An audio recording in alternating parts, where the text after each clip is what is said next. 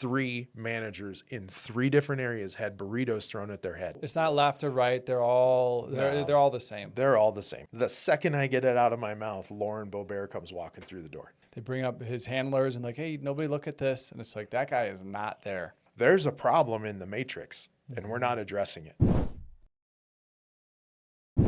Thanks for joining. Give us the 30,000-foot story for you and your career. Like, where have you been? How have you gotten to where you're at today? So my journey into the food industry was really by accident, is what I tell everybody. So I was getting my degree in biology from Colorado State University, which I did finish, but I was pre-med, and every doctor that they had me shadow essentially hated their job. Or at least there wasn't a lot of positive feedback to their job. There was plenty of don't do it for the money, which you don't get into medicine to do it for the money, but don't do it for the money. By the way, insurance sucks. Most of the patients suck. Like it's, so it wasn't a real good sell job. So I took a break, and at the time, my stepmom happened to be a controller at a food plant in Greeley. And what most people don't know at the time, it's not true anymore, but at the time, a third of all the Taco Bell beans consumed in the U.S. were made in Greeley. So they were a Yum Brands plant. So I went there. I started in the office as just sort of a runner, an assistant, but has actually informed a lot of what I did or how I view a food manufacturing facility.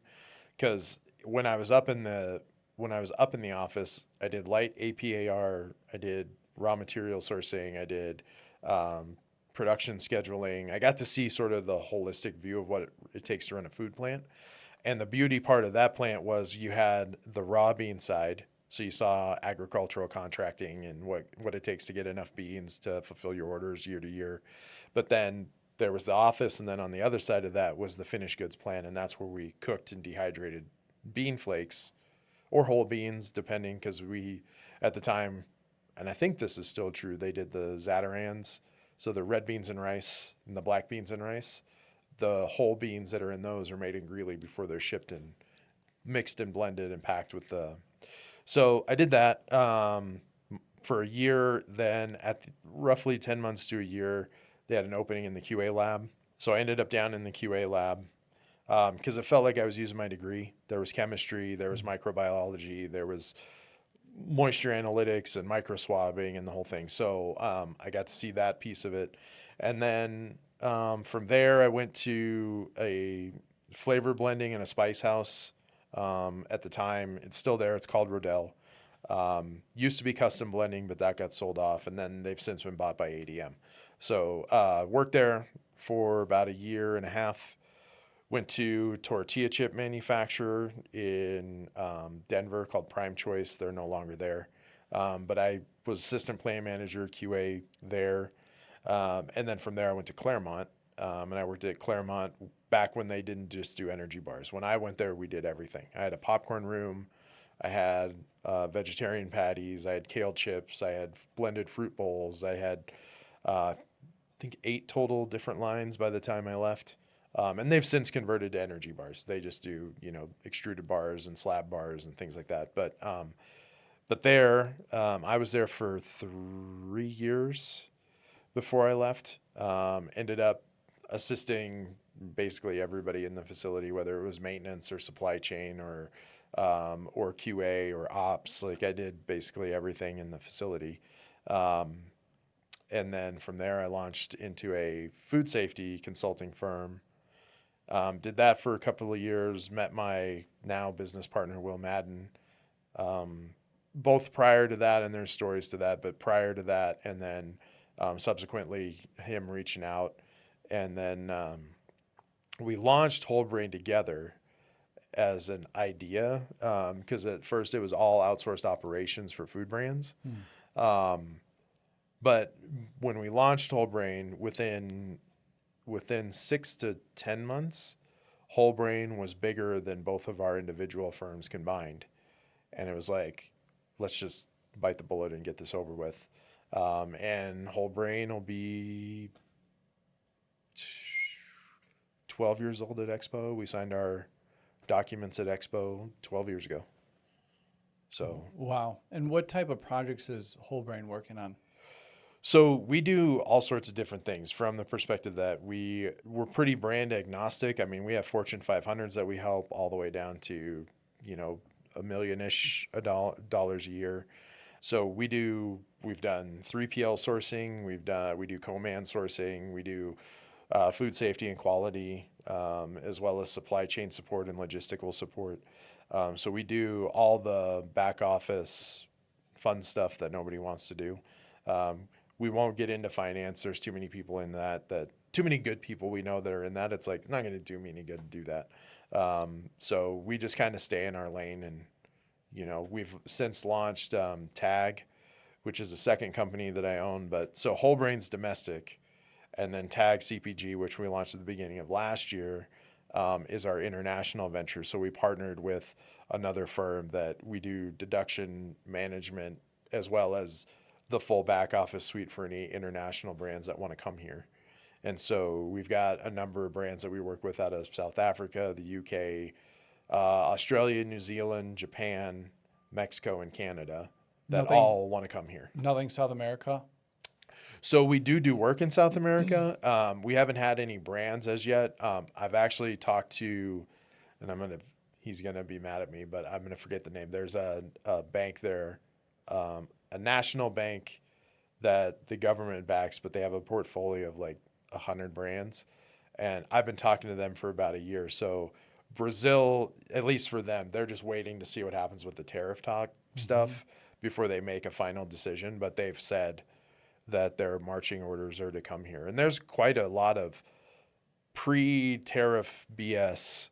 There has been, you know, Italy's dumping money in their national banks saying, hey, take the brands to the US, Japan, Australia, the UK. They're all willing to dump money into these brands. But a lot of the national banks are saying, we don't know how much it's going to cost. So until we know how much it's going to cost, it's hard for us to dump money into a program that, you know, we don't want the money to run out tomorrow. We need it to stretch. It's not limitless amounts of money.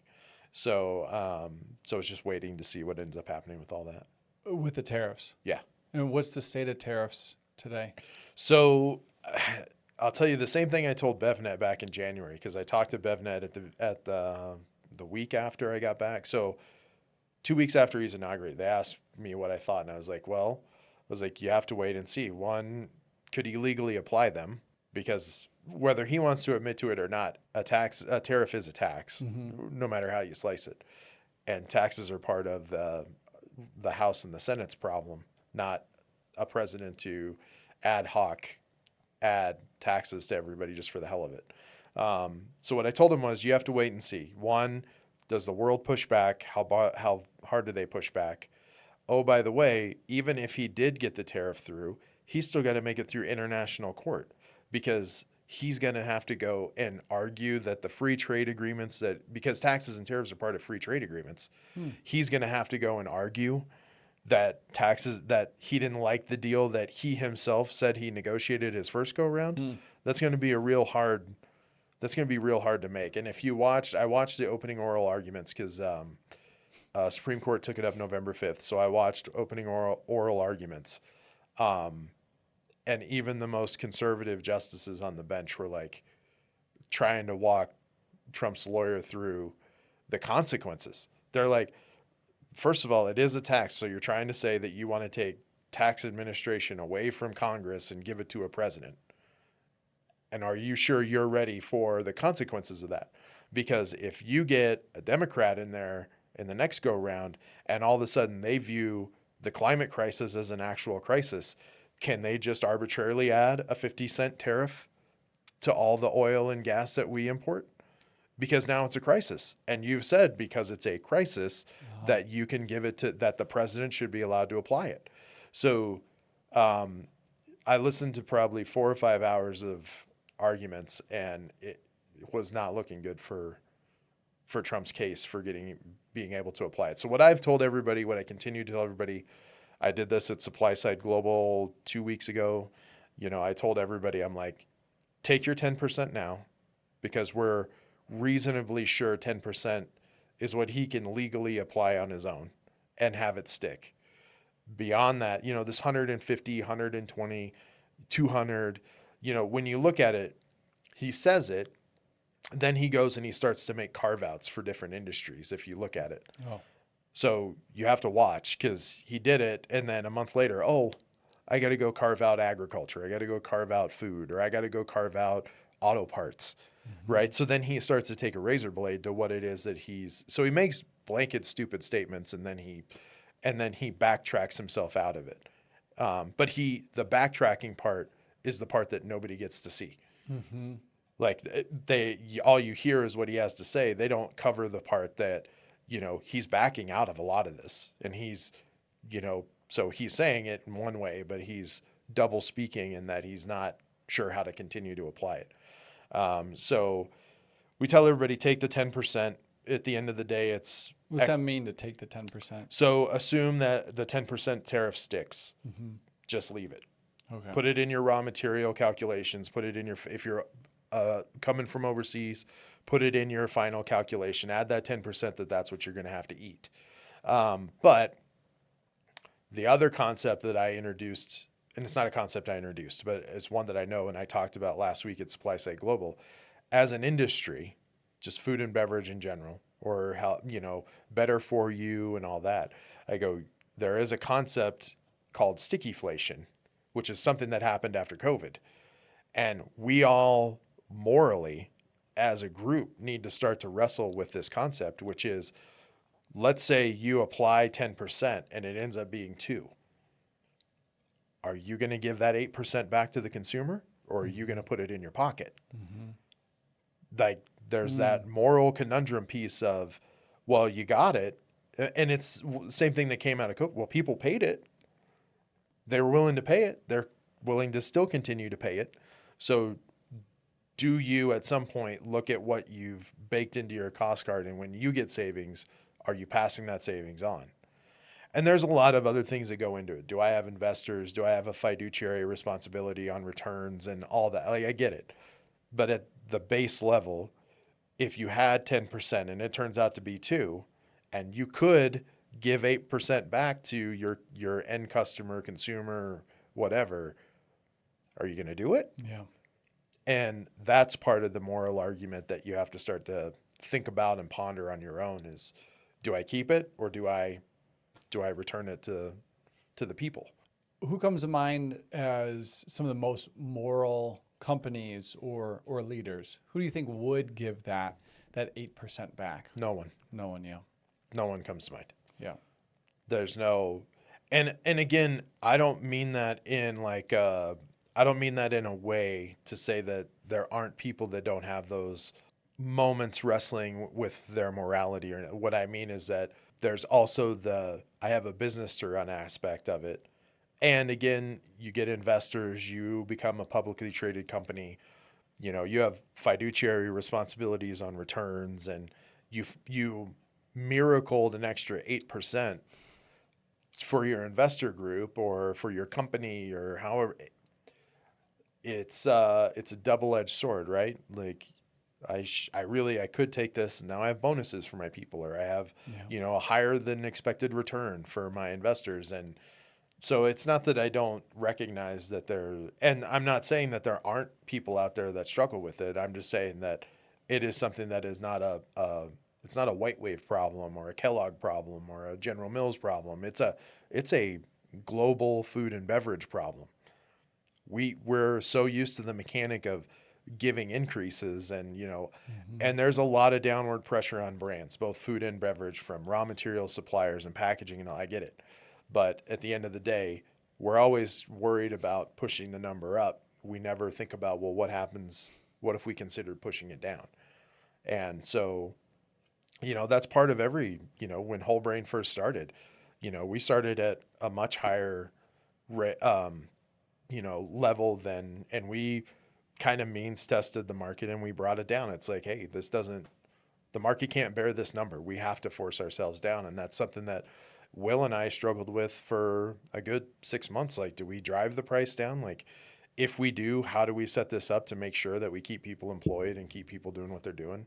And we've done it. I mean, took our rates down, and we're able to keep people employed, and the food and the beverage brands that do come work with us, we've kept them happy. So but you got to find that medium, and that becomes the hard part. This podcast is brought to you by B Micro, a company I'm deeply passionate about because I founded it in 2018. It's USDA organic freeze-dried microgreens for everyday nutrition and detox. Sprinkle them on any meal or take them as a capsule to enjoy the many healthy benefits. Shop now at bmicro.farm. Use code STEVE15 to save. What are some of the lessons that we learned from COVID? Like, from what perspective? As a country, as a food brand, as an industry? I think from supply chain, from food, maybe from pricing as well. So COVID was kind of a twofold, in that one, we taught China that it was suspected for years that China had more of a grip on the global supply chain than what they actually knew. And then COVID hits, and we actually all taught them that, oh no, they do have a lot of control in the supply chain. And so I think teaching them sort of what they can and they can't do to pull levers in the supply chain on their own, whether it's holding containers or whatever the case may be, like they got taught, oh, we can influence it in ways that we didn't know we could actually do it. And so we kind of taught them, like, again, the rolling brownouts they were having, in which a lot of people don't realize that how interconnected the global supply chain is. Like, I know there's all this, it's happening in the UK. It's happened here. It's starting to happen in the UK. Nationalism becoming US only and UK only. And, there's a movement towards that. But the fact of the matter is, if you look at everything that we've set up since 1970, you might not want globalism, but I hate to break it to everybody, it's here. Yeah. And so there's no divorcing what we've done. I mean, so one of the big things that the example I always give was the aluminum cans were hard to find because the inputs for aluminum were so China held a bunch of the reefer containers in the same region that they have the only magnesium. I believe it was that they have one of the larger magnesium plants on the same electrical grid. Well, the electrical grid was not meant for having that many freezer and refrigerated containers attached to it. So they had to start doing rolling brownouts during the mid 2020, late 2020. Well, when they did that, they shut the mining operation down. Well, now you lost a main component in your aluminum can, and there's nowhere else. There are other places to go for it, but not anything that's on the scale of what they're pulling out of there. And what people don't realize is that because that production went down, that's also a main component in fertilizer for Mexico. So now fertilizer production goes down, and now the UK, who draws a bunch of their fertilizer from Mexico, that 2021 didn't have the fertilizer inputs that they did. Wow. And so when you sit there and you look at it, you just see the spider web that we've created just as a global community. And so, everybody's like, well, and then once the mine goes back up, who gets first priority? Your aluminum can or your fertilizer? Because the fertilizer out of Mexico is a byproduct of burning off the magnesium, which means they can sell it into other markets as fertilizer.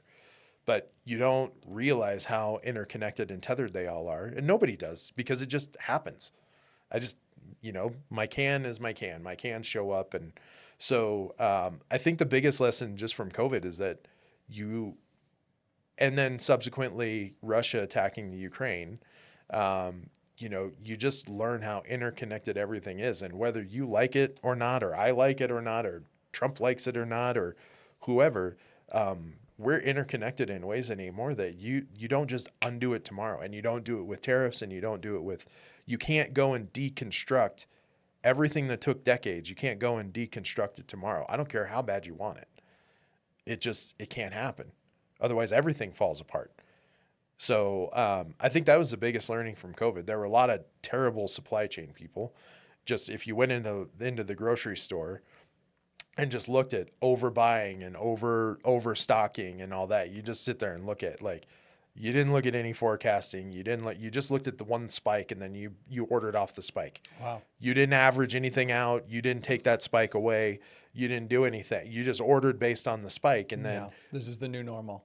go to Walmart. This was after toilet paper, wasn't a run on toilet paper anymore. And there were 2 Walmarts up around my house in northern Colorado that the aisles were full of just toilet paper. They couldn't even store it in the back anymore. They just stored it on pallets in the middle of the aisle. Wow. And it's like, this is how bad you were at it. Yeah. Like, yeah, I've got a truckload of toilet paper sitting in the middle of aisles. People are working their way around. Mm-hmm. There's nowhere to stock it, so it just sits on this pallet. Mm-hmm. So, and that's one example of many, like where they just got backed up. A bunch of food got thrown away because it went to waste. Like, so, I mean, we have to get better at that part. And I think we have, like, people look at it now, and I know a lot of the stuff that we do at Whole Brain is around supply chain and just RFQs and pulling, between logistics and then just where you're pulling your raw materials. We're doing a lot of those reviews right now because it's like, you can't be beholden to just business as usual. And so, I think that was the biggest, couple of lessons. We taught China that they could influence more than they thought. They can influence the world, especially when it comes to supply chain.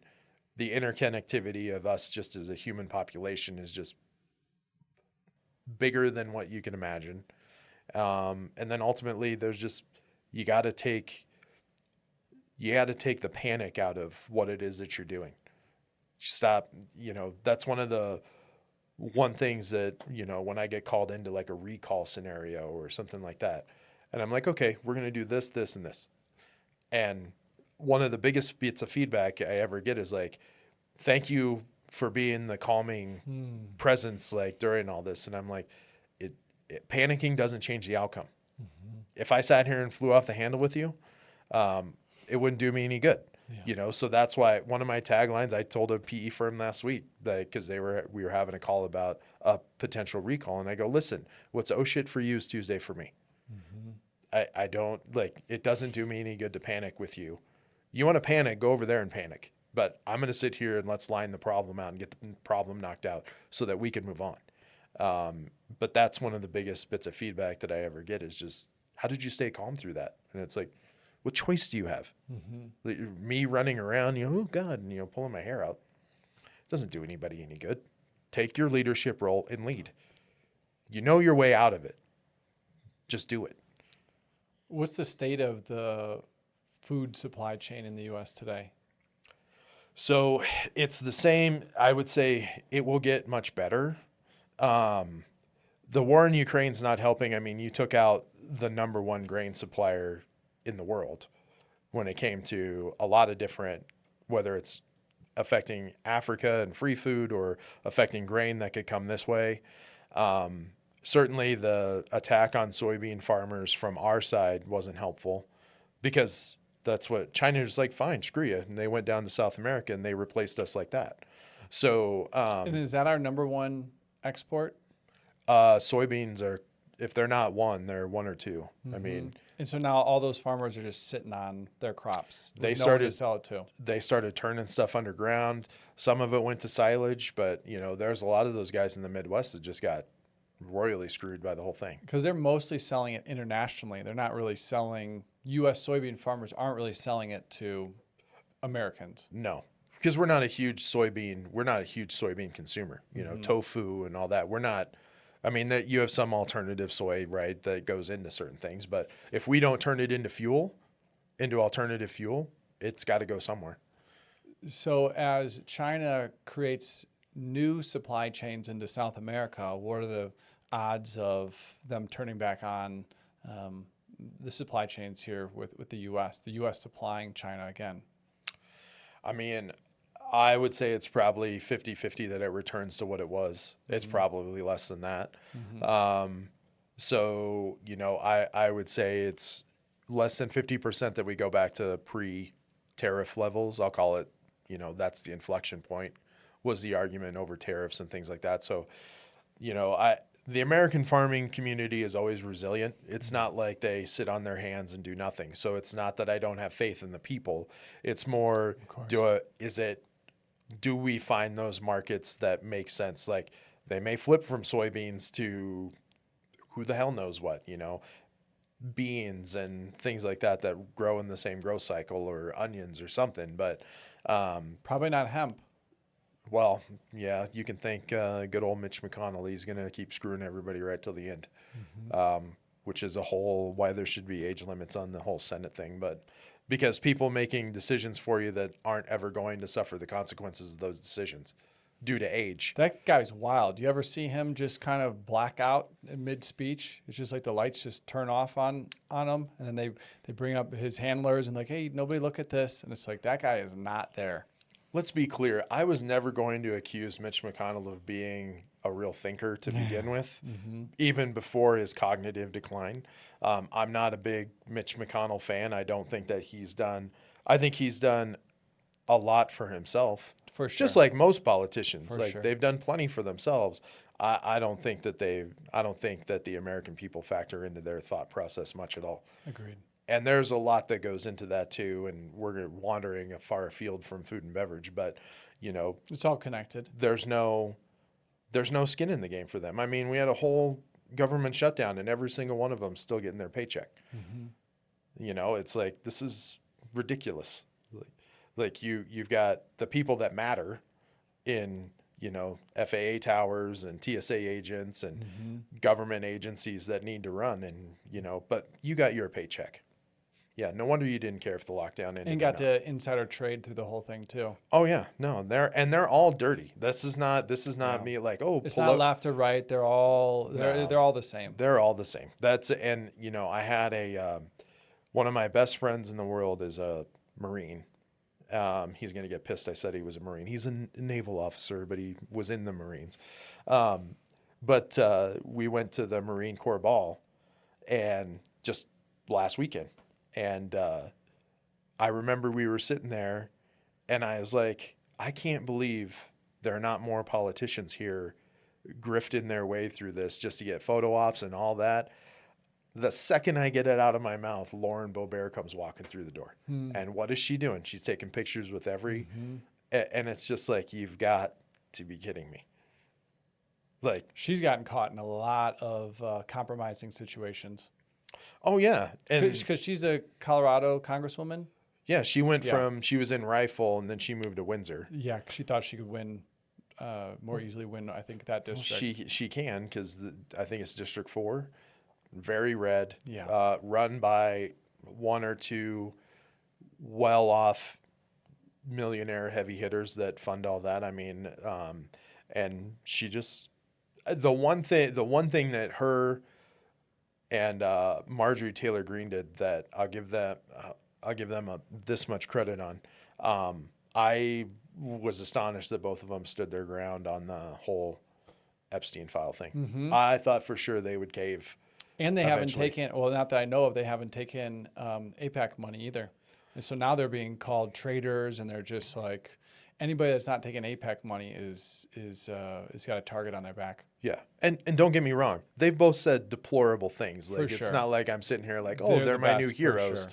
Absolutely not. They're doing crazy stuff out there. But it's, they became part of the machine, right? And now they know how to play their role in the machine to stay in the machine. And that's the part that probably should bother everybody that nobody talks enough about, right? They get healthcare for life for free. Yeah. They get their salaries. It's like, you and I don't have that. Yeah. We don't have that guarantee. And don't give me that best and brightest BS. Like, I'm shocked that half of them can tie their shoes in the morning. So the idea that, that they're the best among us and you can only get the best amongst you if you pay them until they're dead. It's like, that doesn't make sense to me. Well, especially when you have the conundrum of what's happening with Social Security. You and I can't rely on it, but we pay into it. Yeah. So, there's just a lot of foolishness you see going on. Who do you like in the game right now? The game of politics? No one. No one. I think Barack Obama was the last one and I'm not saying he didn't become part of the machine. I'm not saying that he didn't have things that he did to be a politician. Absolutely he did. But he's the last one that was a prophetic orator, could, you know, at least he was a real deliver a statesman the way that speech. Yes. What was he doing behind the scenes? Not totally sure. I mean, I'm from Chicago, very proud that we had him, and we've got the first American Pope. But yeah, what do you think of RFK Jr. helping to drive out chemicals in and synthetics in our food, poisons that are in our food? So like red 50 and the yellow 5. FD&C colors and all that stuff that he's after, I think it's good. I mean, I think it has its place, but he's really good at shooting himself in the foot. Oh, So I'm getting rid of FD&C colors and all that. I agree with that. what's that mean? I'm not quite sure about that. But on the flip side, then he comes out and autism's tied to Tylenol on very loose science, and he doesn't really take the time to get to know it. He just says, oh, well, Tylenol is going to give your kids autism. And now it was just a news I was watching the news last week that, pediatricians are now having to argue like, no, you can take Tylenol while you're pregnant. Yes, you can give it to a child for a fever. Like, you shouldn't let them suffer with the fever to get through it. Like, that's not the point. The minuscule science that they based the statement off of, was, and I think that's the hard part about science in general, that people don't understand. Even if something becomes a theory, right? When I'm a scientist, I create a hypothesis, and the hypothesis is what I do my testing against. A theory becomes something that has been proven time and time again to be factual. Even up against the most rigorous science, it's proven to be factual. The problem you have now is that people conflate the two words. So you'll have some politicians, it's a theory of this or a theory of that. And it's like, in science, though, theories are proven. And it's also the duty of science. I hear all this, I've heard all this even back when Fauci was getting backlash, and a lot of the doctors were getting backlash around COVID and what you should or you shouldn't do. It's like, you sit there and you're like, you don't understand the data that he's consuming. And forget your Monday morning quarterback or what Joe Rogan has to say about it, or whomever. I don't care who it is. Bill Maher. Who cares what they have to say about it? They themselves are taking the bits that they want to create a show. They're not consuming it all and saying, do you recognize what it is that he's trying to do? And good science always challenges itself. So if you look at the climate crisis, there is and I'm going to forget his name, but there was or still is a professor here at CU that is constantly in the news for saying climate crisis is a hoax. It's not believable. The data is garbage, and he's constantly testing against it. But what I tell everybody is that doesn't make him right, but he is doing the duty of science. Science doesn't learn a fact and then stop learning. Science's job is to challenge constantly. Does that theory hold up? So you need scientists that say, I don't believe that, because that's good science, right? It creates better outcomes because you don't get to a position of saying, I know it all, and then you quit. You get to a position of, I think I know it all, but challenge me. And that's the duty of good science. So that's why somebody like him should exist and should have his name out there. But there's so many people that want to gravitate to the 1% they don't want to believe. And somehow that 1% defeats the 99 that say it is true. Well, okay, but then that tells me you don't know what you're consuming. You're just finding the argument that suits what you believe the best. And I have an uncle, we've talked a lot about this, that he's a big Trump supporter, and I still love him, and we have conversations around it. But, one of the last things I've seen him in July, and we were talking, I was like, here's the problem. When you have an axe to grind, whether it's online or whatever, if you have a belief, it is not very hard for me to go and find a megaphone and jam my head into it and have that person tell me that everything I believe is right. Like, that's whether, again, social media, our news media outlets, it doesn't matter. You have an axe to grind, you can find somebody that will help you grind that axe. So to get back to the original, is there anybody that I really like? I mean, the only one, and it's because I just love watching the tit for tat back and forth, is Newsom. This is not me endorsing Newsom at all whatsoever, but it is funny to watch that he is at least somebody that has figured out the game, and he at least goes after Trump on his own level, and it is funny to watch. Does that make him a good leader? Does that mean that he has the chops to be the president or to? Don't know. It's not for me to decide right now because I don't dive that big into California politics. Well, it's Gavin Newsom and Kamala are leading currently for the front runners for the next. And Pritzker. Oh, okay. Out of Chicago. Pritzker is another one, but he's another billionaire. And I don't mean that in a negative way. I mean that in a, if you had a segment of the country that didn't believe Obama knew anything about them because he made too much money, I don't know how we start stacking up billionaires and make the presidency a billionaires club and then expect that person to know the person that can't put food on their table tomorrow night. Right? They're so divorced and so far away from that problem that you have the haves and the have-nots, and that's where they're pushing it. And so what does that eventually turn into? Who knows? But you have to have somebody that steps in there and at least starts to. Trump's good at throwing grenades at the wrong people. What if you got somebody in there that actually went after the system like they said they were going to? Put term limits on the Supreme Court. Put term limits on senators and congressmen. Make them write laws and author laws against them. Put them out there and make them get dirty. And stop being so comfortable in my gerrymandered district. Like, get that, put stuff out there. Sign all the executive orders you want, because then Congress and the other branches of government, the judiciary and the Congress, then they have to actually do something about it. And then they have to actually show themselves for who they are. And guess what? They'll circle those wagons real quick. And then you'll know who to vote for and who not to vote for. Yeah, what's important to you when voting?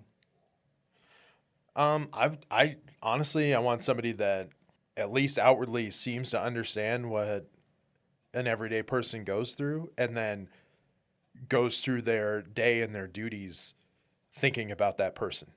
So I don't tell this story because it's not for sympathy, but I started my life in a trailer court.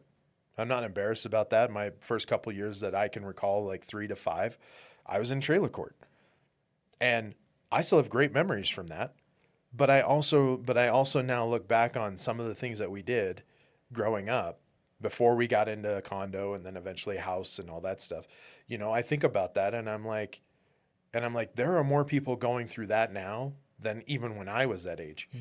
So why do we keep tailoring a system of that requires more and more of you, that requires you to earn more and more when you're leaving this entire segment of people behind? I don't care what color, white, brown, yellow, green, blue, we're leaving an entire swath of people behind. And some of them, yes, are comfortable there. Some of them want to be there. Okay, fine. But I don't believe that they all want to be there. And we're not creating a system that brings the ones that want out, brings them forward, right? I'm in just as much agreement with Mike Rowe about we don't do enough for the trades. We have only pushed college education on people. But in the same breath... And huge debt. Correct. But I'm also not a huge proponent that Mike sometimes seemingly gets into, which is you should just forget college altogether. It's like, no, but we have to strike a balance in how we all can't be college degreed. We all can't be electricians. We all can't be plumbers. You need that diversification in the workforce, but or when somebody's job magically spirits away from AI, why haven't we authored a law? You replace a job with an AI, you have to give a minimum of a 2-year degree to the person that you just replaced. Why not? It's only fair. You're replacing, and you have no intentions of filling that position again, which means that whatever skill that person had, they need a new one. So I don't care if you want to replace it with AI. great, good on you, mate.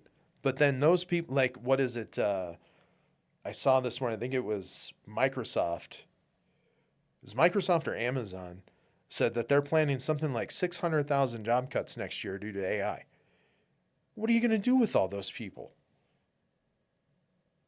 We've created, the system is that when they're done with their job, just, oh, good luck, God bless.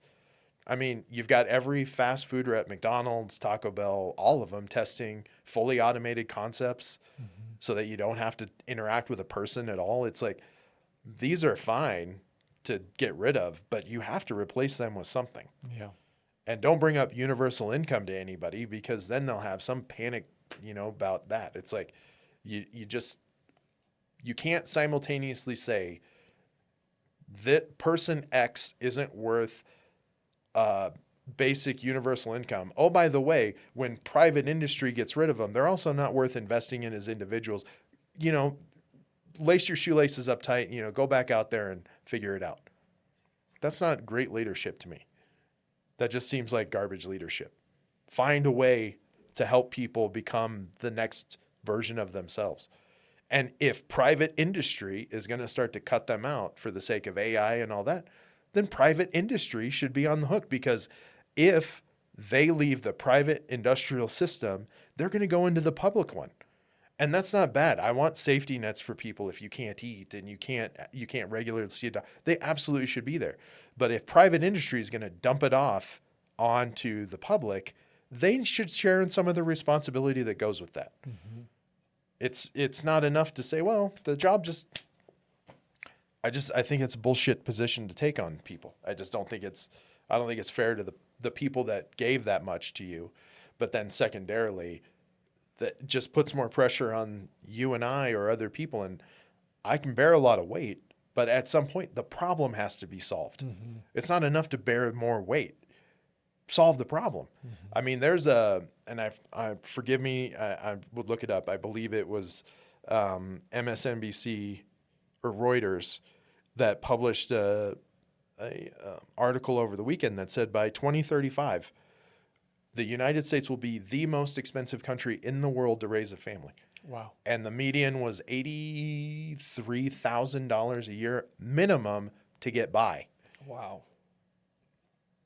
And we're not doing anything to drive better skills. Individual states are taking up higher minimum wage. But if you can't see the wealth disparity when you just watch Elon get $1 trillion golden parachute, it's like, there's a problem in the matrix, and we're not addressing it. Mm-hmm. In the companies that you're working with, where do you see AI making the biggest impact? So funny enough, I did a roundtable, an operations roundtable right before Utopia. And funny enough, everybody in that room that was an operator, whether they were dealing with a supply chain AI, a finance AI, or logistics AI, every single one of them, every single brand that was in that room, there's probably 20 of them. They all said the same thing. We tried it. It sucked. We're going back to people. Every single one of them. They were like, it doesn't do good forecasting. It doesn't do what I needed to do. It's any other computer system. You feed it garbage, it's going to garbage in, garbage out. And so they were like, why are they feeding it garbage? Well, because a lot of people don't know the number well enough, and they don't know the internal mechanics of it well enough. I'm not saying that they're stupid. What I'm saying is that you're only as good as we're a computer. We're only as good as the data we're fed. Mm-hmm. Well, if you take the garbage data we get, now you've got to twist it through somebody's day and, what happened to me last week, or my wife yelled at me last night, and now I'm going and I'm putting it into this AI system. The AI system's like, oh, it doesn't know you had a bad day. It doesn't know that, oh, I'm up against this forecasting window or this agricultural window or anything like that. It doesn't know that. It just says, oh, you had a bad day today. Or it doesn't even know that. Oh, thanks for the information. Then it spits out what it thinks. Mm-hmm. But, there was one of the systems, I won't say which one, but there was one of the systems that fortunately somebody caught it, had for whatever reason fed them 50 years worth of a raw material. And the reason the system fed them 50 years of a raw material is because the only thing the system knew was if I ordered at this level, I would get this cost discount. And so it sat there and was like, well, over the lifetime, if I did it now, I'd get it didn't take in expiration. It didn't, none of that. It just said, I can save you this much margin over the next 50 years. So you should get that Buy much. it all right now. It's like, so it's stuff like that. It's not intuitive. How do you use AI? How does Whole Brain implement it? We don't use AI at all. Like if you have AI in the system, in your system. So we're agnostic from the perspective that I don't force anybody into a platform.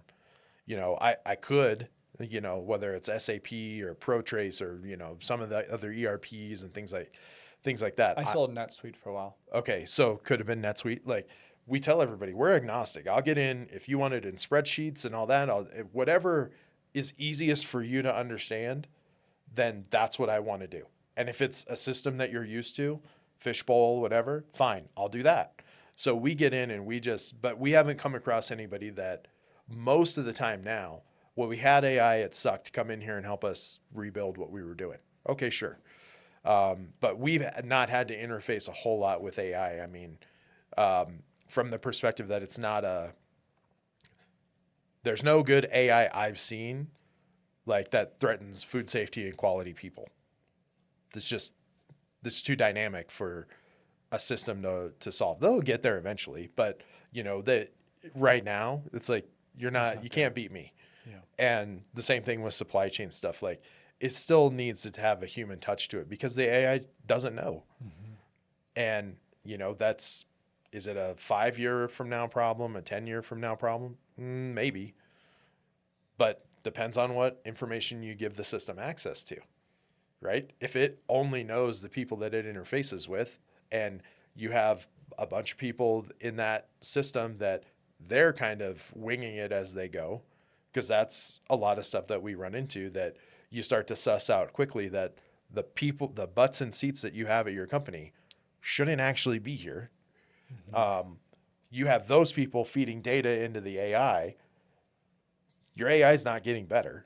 Your AI is just going to create the same tendencies that were already around the table. So we don't interface with AI a whole lot. What type of products, businesses are you optimistic on right now? Say you were an entrepreneur looking to make a pivot in natural products. What would you be getting into? It's a tough one. I mean, the hard part is finding white space anywhere in the grocery store that especially right now, that just people can afford, right? A lot of the white space that people in our industry find, right, are I don't want to call them luxury items, but they are luxury cost.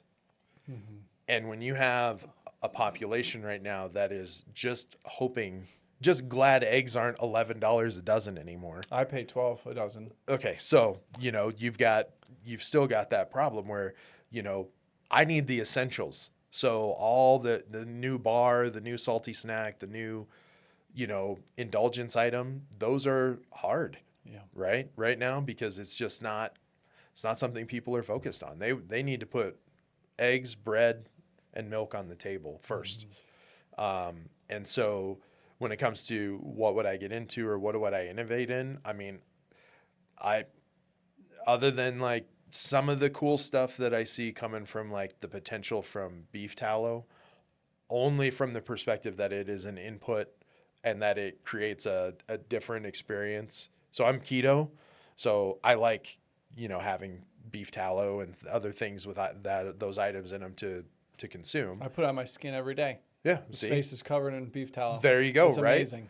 And the body likes it and wants it. At least mine does. Right. And beef tallow, like variations on that theme, I think you'll see more of. As for everybody else, I mean, even walking Summer Fancy and Newtopia, and even I've been to Germany twice, the UK once for trade shows in this last year. And I think it's just a stand pat where you're at, sell what your core competencies are right now or your hero SKUs, and wait to see. Because the other thing is hard to innovate when the raw material supply chain is so volatile. I could produce something today that's $1 and they get done with whatever the hell it is they're doing with the global supply chain, which should hopefully you'll hear by the beginning of the year what that'll look like. But the point being is right now, I could build something right now that's $1, and before I take it to manufacturing it at scale, now it's $3 a unit in raw material inputs, and I haven't done anything to it yet. So my cost goes out the window, or my cost cards or my sale cards, whatever I've done to sell the product to begin with, it's gone. You get on the backside of that, a lot of the VCs and the private equities are still very cautious about innovation and whether you spend money on innovation or anything like that. So there's not really the dollars and cents to back it for the moment. So I think it's a first of the year will be more telling. I think by Expo West, certainly, everybody will have a better idea what the raw material supply chain and packaging supply chain will look like. And then you'll start to get a feel for what the consumer is willing to bear. How many consumers are left, or customers, or whatever end users, whatever you call them, how many of them have actually withstood the last year and a half, when Expo comes around, the 14 months, and I'm not saying it's not all Trump's fault. So I'm not saying it's all his fault or his administration's fault. But the point being is that since COVID, we've just had wicked ups and downs. You get through COVID and now all of a sudden there's the Ukraine war. And now all of a sudden now we're back to Trump and the tariff stuff. And so I think there's too many ebbs and flows that I could confidently say, go develop this and you'll be in good shape. I think right now it's like, hold your ground, sell your hero SKUs, wait for the market to calm down. And more importantly, you got to start pushing your politicians to give a shit more about the guy on the street, the men and women walking the street, than about themselves. That's an impossible task, but it is something that we can start to push them all into. Yeah, what does that pushing look like? Calling them, sending them letters, voting for the ones that say that they care? I mean, call them, send them letters. If you can volunteer for, like I do Startup Colorado, and that's not a huge political apparatus, but doing Naturally Colorado and Startup Colorado and all that, it's put me in a position to at least have conversations with people that might actually matter so to be able to say, hey, you might want to be thinking about this, or you might want to think about that. So it gives you the opportunity. And I think the other thing that I feel, or I see enough people that complain about the problem, right? Like you'll watch or you'll be out with friends complaining about the homelessness crisis or food insecurity. And I will always say, oh, well, what are you doing? What are you doing to address the problem? Nothing. Yeah. So the problem's going to solve itself? Or, one of my favorite quotes from Teddy Roosevelt, which I've told my employees, and I actually said it on stage last week when I was at Supply Side Global, which is complaining about a problem without offering a solution is called whining. So either get in the game or get out of the way. I don't care which one, but when you stand there and you have hills to die on and you're not willing to get in the game and participate, stop complaining. I don't want to hear it. You just want to hear yourself talk. Or you just want to be able to go home and go, well, I talked to somebody about it. It's like, no, get in the game. If that's what you want, get in the game. And it doesn't mean being a politician. That could be, I volunteer 10 hours a month at the food pantry, or it could be, I donate $100 a month or $100 in, it doesn't have to be a lot. Everybody thinks that it has to be the big thing. And realistically, it's like, it could just be hours of your time. It doesn't, there's nothing that says that it has to be, I'm governor or I'm not. It just says, get in the game. If it means that much to you, get in the game. Is there a way that you or your company like to give back? So we don't talk about it a lot, but there's where we fund and are advisors to multiple children's charities. Then I also do Startup Colorado. So doing the agricultural and stuff like that. I was just at the governor's mansion at the beginning of the year because we executed the memorandum of understanding between the UK government and the Colorado Department of Agriculture. So I advise to multiple colleges at CSU. I advise to CU leads when they need me. So I try and stay as involved as I can with what I think matters. And so, we do those kind of things like that. And then if we can't participate solely through interaction, I mean, the children's charities we give money to, and we advise and try and help, but there's even other causes that we'll just like, I can't participate in this, not because I don't have the bandwidth, but we'll give money to some of the state patrol, funds and things like that, or wounded warrior projects and stuff like that. Like we try and spread it out as much as we can because my partner and I have at least an altruistic bone in us somewhere. And so we try and give back in other areas as much as possible. And what inspires the give back to the kids, and what kind of way does that look like? So for me, I mean, the whole kids part, I'm always I've always been a big advocate for, the next generation's the most important. My time, God willing, I'm only half done, but, at the same time, it's like I can't sit there and watch as the generation before us, our generation, the one coming right after us, there's too many of us that take the problem's going to solve itself sort of approach to it. I'm not saying that's everybody, but I'm saying that there's enough of us that are like, oh, like I have too many other problems. I can't worry about this. That I just think it's important. I don't know that there was a singular inflection point that told me you need to help kids, or you need to help do this, or you need to help do that. I figure I'm incredibly lucky to have the things that I have, despite what's happened in my personal life. I'm lucky to have a business that's going to be 12 years old, and I'm lucky to have, I'm not going to own a yacht anytime soon, but I have a house and a car, and my kids are going to go to college if they want, So I don't have to worry about a lot of the things that other people may have to worry about. And even before I had a thriving consultancy or anything like that, I would just volunteer like at the school, or I'd go do education days at an elementary school. Like couple of the best moments I had outside of doing my stuff for my kids' school. I went to the south side of Chicago 2 years in a row.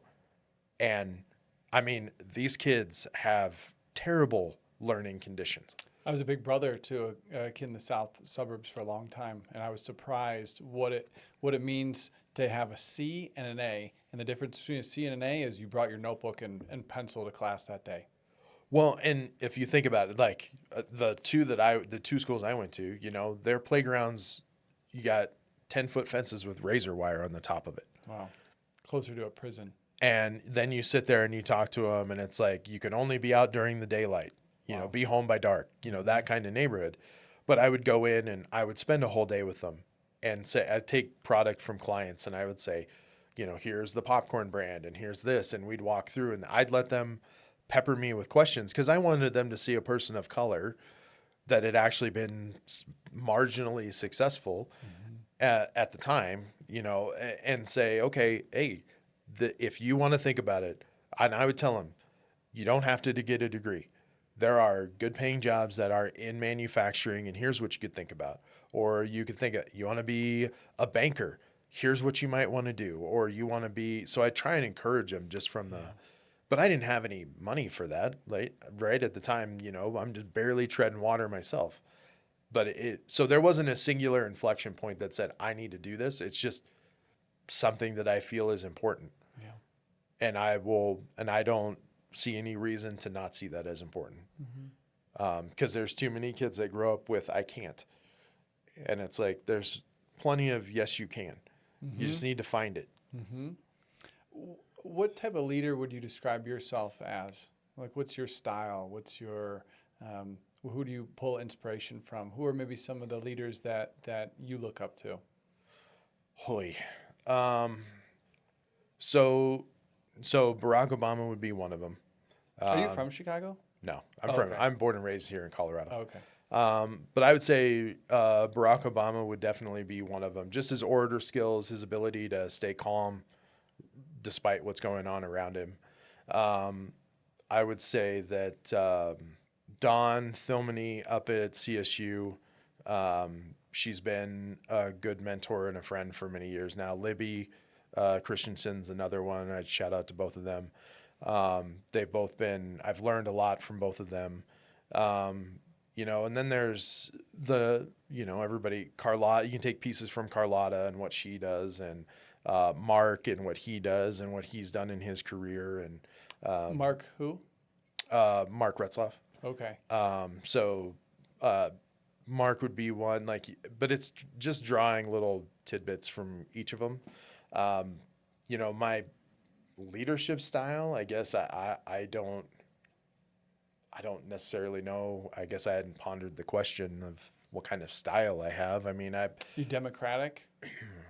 I'll build consensus to a point, but I'm also of the mind that if I own the business at some point, I'll pull some consensus, but at the end of the day, I need to make the decision. Of course. And so I'll make the decision based on whatever data I have in front of me. And this is the information I have. This is what we're going to do. Because I see too many people. I have a friend right now that I'm going through this with, that it's like I'm advising, but at the same time, it's like, listen, guys, I need you to make a decision. It's not my job to make the decision. I will, but you have all the data in front of you. What is it telling you? Because at some point, you have to run this business, not me. You have to run it. So this is based on the information I've got, what I can tell you I would do. But at the end of the day, I don't have to live with that decision. So I'm advising you the best way that I know how, based on the information that you've collected. But it's not my responsibility then to drive the ship. I will, if that's what you want, but that's not what you asked me to do. You asked me to advise, give you my perspective, and I have.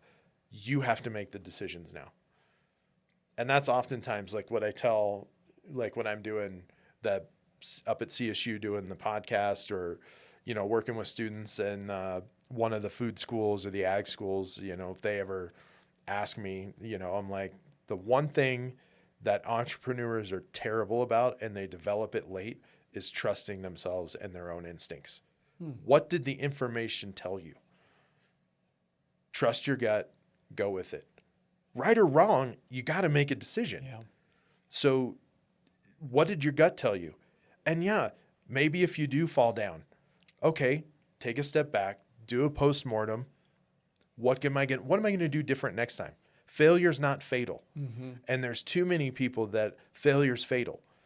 It's not. Failure's only fatal if you choose to give up. That's when it's fatal. But any other time, learn from it, move on. Learn what you needed to learn from it and make a different decision next time. If that's really, because you're going to survive this, regardless of whatever happens, you're going to survive it. So you're going to wake up tomorrow and still need to make decisions. So don't get caught stuck on the one mistake you made. We all make mistakes. Yeah. That's what everybody Learn from does. it, move on. How have you developed your intuition, and what do you see in others that are maybe, my concern is we're going to become too reliant on AI, and AI will hurt our intuition. we will keep going to the AI as this all-knowing oracle. What do I do? Do I do the same way that I have with GPS in my car? I'm like, oh man, it's hard for me to navigate too far from my house anymore because I've given that muscle, that ability to navigate to an AI. Right. I mean, so one of the things that, it's just like, I'll go to your Google Map example or Apple Map or whatever you're using. Apple, I'm anti-Google. Oh, fair enough. So hopefully Alphabet doesn't shut us down while we're here. So, one of the first things that I do, regardless of wherever I go, whether it was learning New York, Chicago, Denver when I was getting younger, regardless of whatever back then MapQuest told me, like, go here, right? Regardless, like the first 6 times I went to New York, I put my headphones in and I just walked. And just so that I could get my bearings with the idea that if my phone gets shut off, I need to, and I don't want to have to use a taxi driver or a bus or the train or whatever, at least at the time. I just need to learn these streets. I'm going to be here a lot. I need to learn what it is that the only one that has confounded me to this day is London and France, because they're so haphazardly put together, because they don't have a grid system, God forbid, at least in the parts that I go to. So, the point being is, like, learn your way around. Like, and with an AI, I don't necessarily mind that the AI exists, right? But in the same way, I would tell a leader, like, feed the data to an AI and then see what it spits back at you. Do you agree with what it spit back at you? Yes or no? If you don't, then just crumple it up and realize it was garbage advice, right? Like, I have a friend that they ran a scenario through Chat GPT. They ran a piece of a contract and a scenario they had already biased the AI. And so what did the AI do? It spit out an agreement, right? That's one of the biggest problems with AI therapy bots right now. And I know this because my sister's a therapist, my best friend's a therapist, my business partner's sister's a therapist. Like, I hear all the same thing.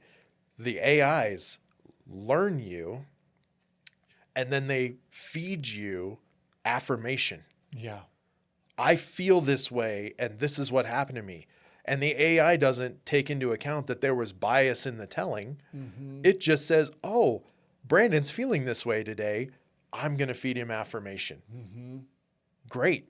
That doesn't do anything for part of therapy and healthcare is challenging the assumptions that you've made, right? My therapist and I, when I talk at least 2 or 3 times during our session, she will say, let me challenge the way you're thinking about that. Did you really approach that in the way that was important or that was going to give you the outcome you were looking for, right?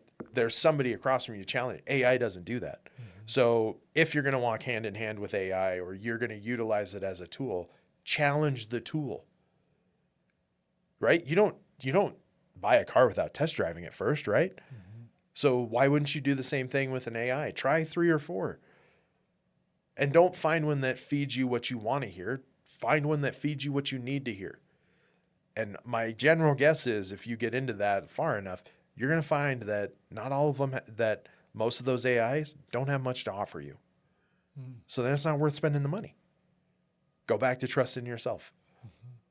And my approach is the same. Like when, again, I give the New York example, go to 5th and 92nd. Okay, sure. I know right where to go. And now I've learned the trains and I've learned all that. But the point being is that don't take a lazy way out of it, right? You challenge yourself and challenge your assumptions and have something that challenges you. Because we can all get too lost in the haze of being right. And it feels good to be right? It probably releases a ton of dopamine and I got that dopamine dump and I'm right and everything's great. And then when it falls down on you, you crash the other way. Point being is that any AI, I don't care what it's doing, what you're asking it to do, challenge it with the assumption of, is that what I really want to do? Is that what I would do? And if the answer is no, throw the answer out.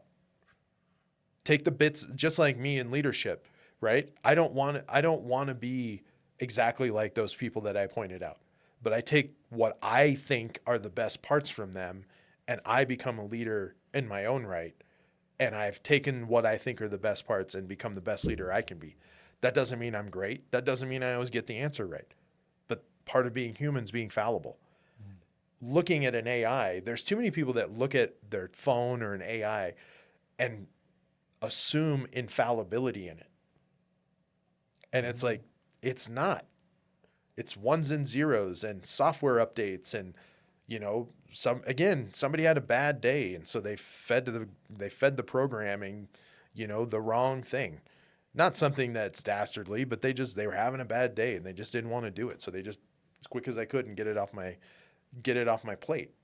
And so I don't know. I think more often than not, when I talk to anybody just about any decision making or anything, it's like, I don't challenge anything outside of saying, why did you make that decision? And then it proliferates out from there. It's like, I don't mind that you made the decision, but why'd you do it? Mm-hmm. What influenced it? And more often than not, you'll find bad decisions had a lot of negative inputs into them.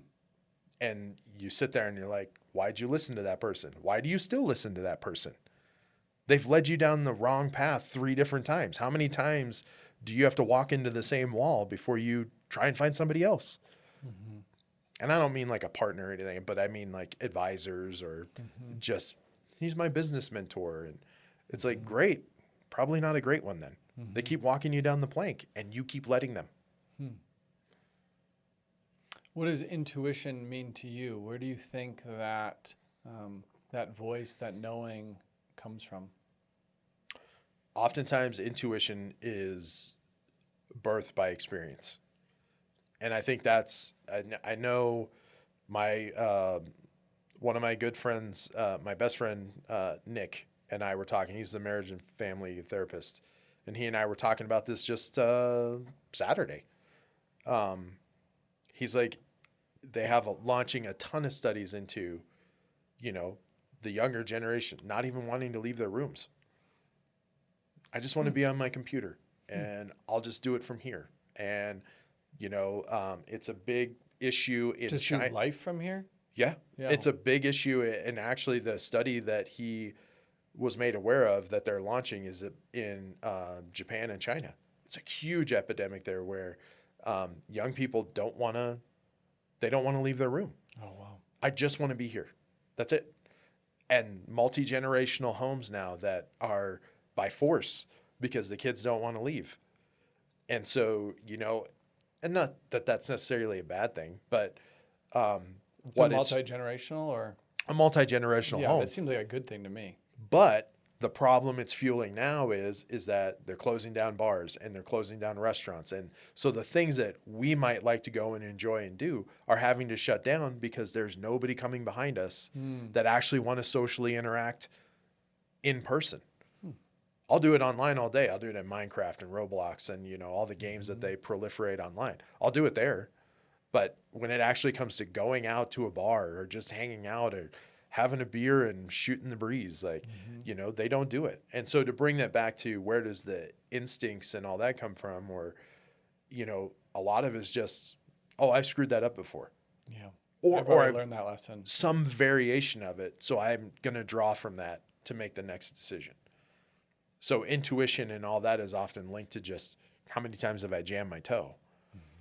And I've jammed my toe 1,000 times. I'll do it 1,000 times before I'm gone. But the worst thing I can do is not look back and learn from it. And what can I take away that makes me better? And what can I leave? And I become a better leader that way, at least the way that I like to lead. So I become a better leader that way.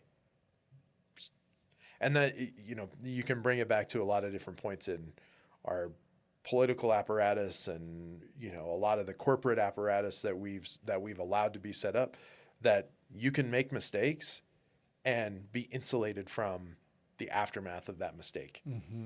And that's where we lose a lot of the leadership and the flavor in leadership is that there's no consequences to the mistake. They fail and get promoted. Yeah. I can still get my raise. I still get promoted. I still get all the benefits, the spiffs that I always wanted or had. And there's no consequences to the negative interaction because the negative interaction doesn't happen to me. It happens to somebody else. And that's just, I think that's the lack of empathy and compassion for what it is that the decisions that you're making affect, especially, the larger machine. There's insulation from consequence. And that's not good for anybody. I mean, you wouldn't raise a kid and there's no, if it's your job to teach that kid how to be a human, right? How to interact, how to do things. And sometimes they make a mistake and you have to correct them. What kind of person would they be if you just left them unfettered all the time? And I think that doesn't change as you become an adult. There has to be positive and negative inputs into everything that you do. Otherwise, you don't learn. You're stagnant. And that doesn't help anybody, right? So intuition coming from experience. Have you experienced it from anywhere else? Maybe from a higher place? Like, what is this voice? What is this thought? How come I'm moved and inspired to do X, Y, Z? So I'm agnostic. Trending between agnostic and atheism, depending on the day. Agnostic meaning there's something, I just don't know what it is. Atheism meaning there's nothing. Correct. And depending on the day, and generally speaking, I trend more towards atheism than anything else. And I grew up in the church. Like I grew up as I think we were evangelical Christian. Like it was something that we Similar. Something similar to it. But at the end of the day, sorry, I was similar too. Oh Grew yeah. up that way, yeah. Okay. So, for me, what drives the intuition and the things that I do or don't do or whatever, I guess I just sit there and I just like, this is what I think makes a good person. And just because this is what I believe makes me a good person doesn't mean that that's what that means for the person next to me. But at the same time, I think I have a pretty good moral compass when it comes to honor and duty. And so I try and instill that in my kids. And then I try and work from that playbook. But when it comes to, do I think the universe is fascinating? Absolutely. The universe is complex in ways that we can't even fathom at this point.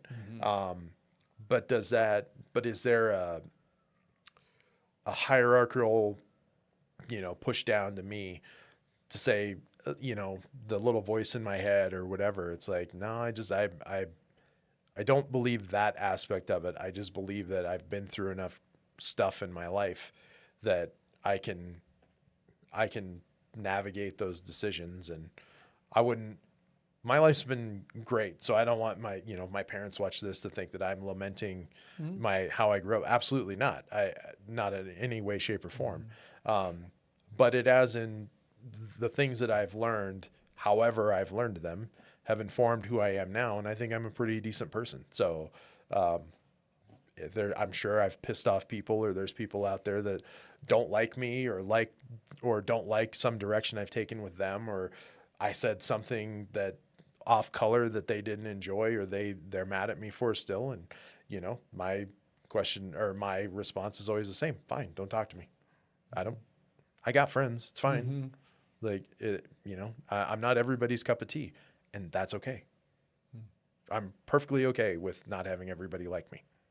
Wonderful. Hey, I just wanted to jump in here and give a quick shout out to the sponsor of today's podcast, B Micro, the easiest way to sneak vegetables into any meal. Due to soil depletion, GMOs, and monocropping, Americans are not getting enough nutrients. So in 2018, I founded B Micro, the first freeze-dried microgreens company in the U.S. to help Americans get more concentrated natural nutrients into their diet. Microgreens are a phase in the plant's life when they're 14 days old and naturally the most concentrated in vitamins, minerals, nutrients, all the good things that we need. Our microgreens are grown here in the U.S. in soil and in green greenhouse. They're certified USDA organic and regenerative organic. We grow, wash, and freeze dry them to extend their 1 week shelf life to over 1 year, allowing us to ship anywhere in the US without the worry of spoilage. We have 2 flavors, broccoli, backed by over 2,000 studies on sulforaphane and its powerful detox benefits, and a blend of red cabbage, radish, and broccoli, the most potent detox formula we've tested, offering you the most bang for your buck. Easily sneak these microgreens in any meal. Eggs, smoothies, pizza, pasta, even your kids' mac and cheese, you can't even taste it. Use code STEVE15 to save at bmicro.farm.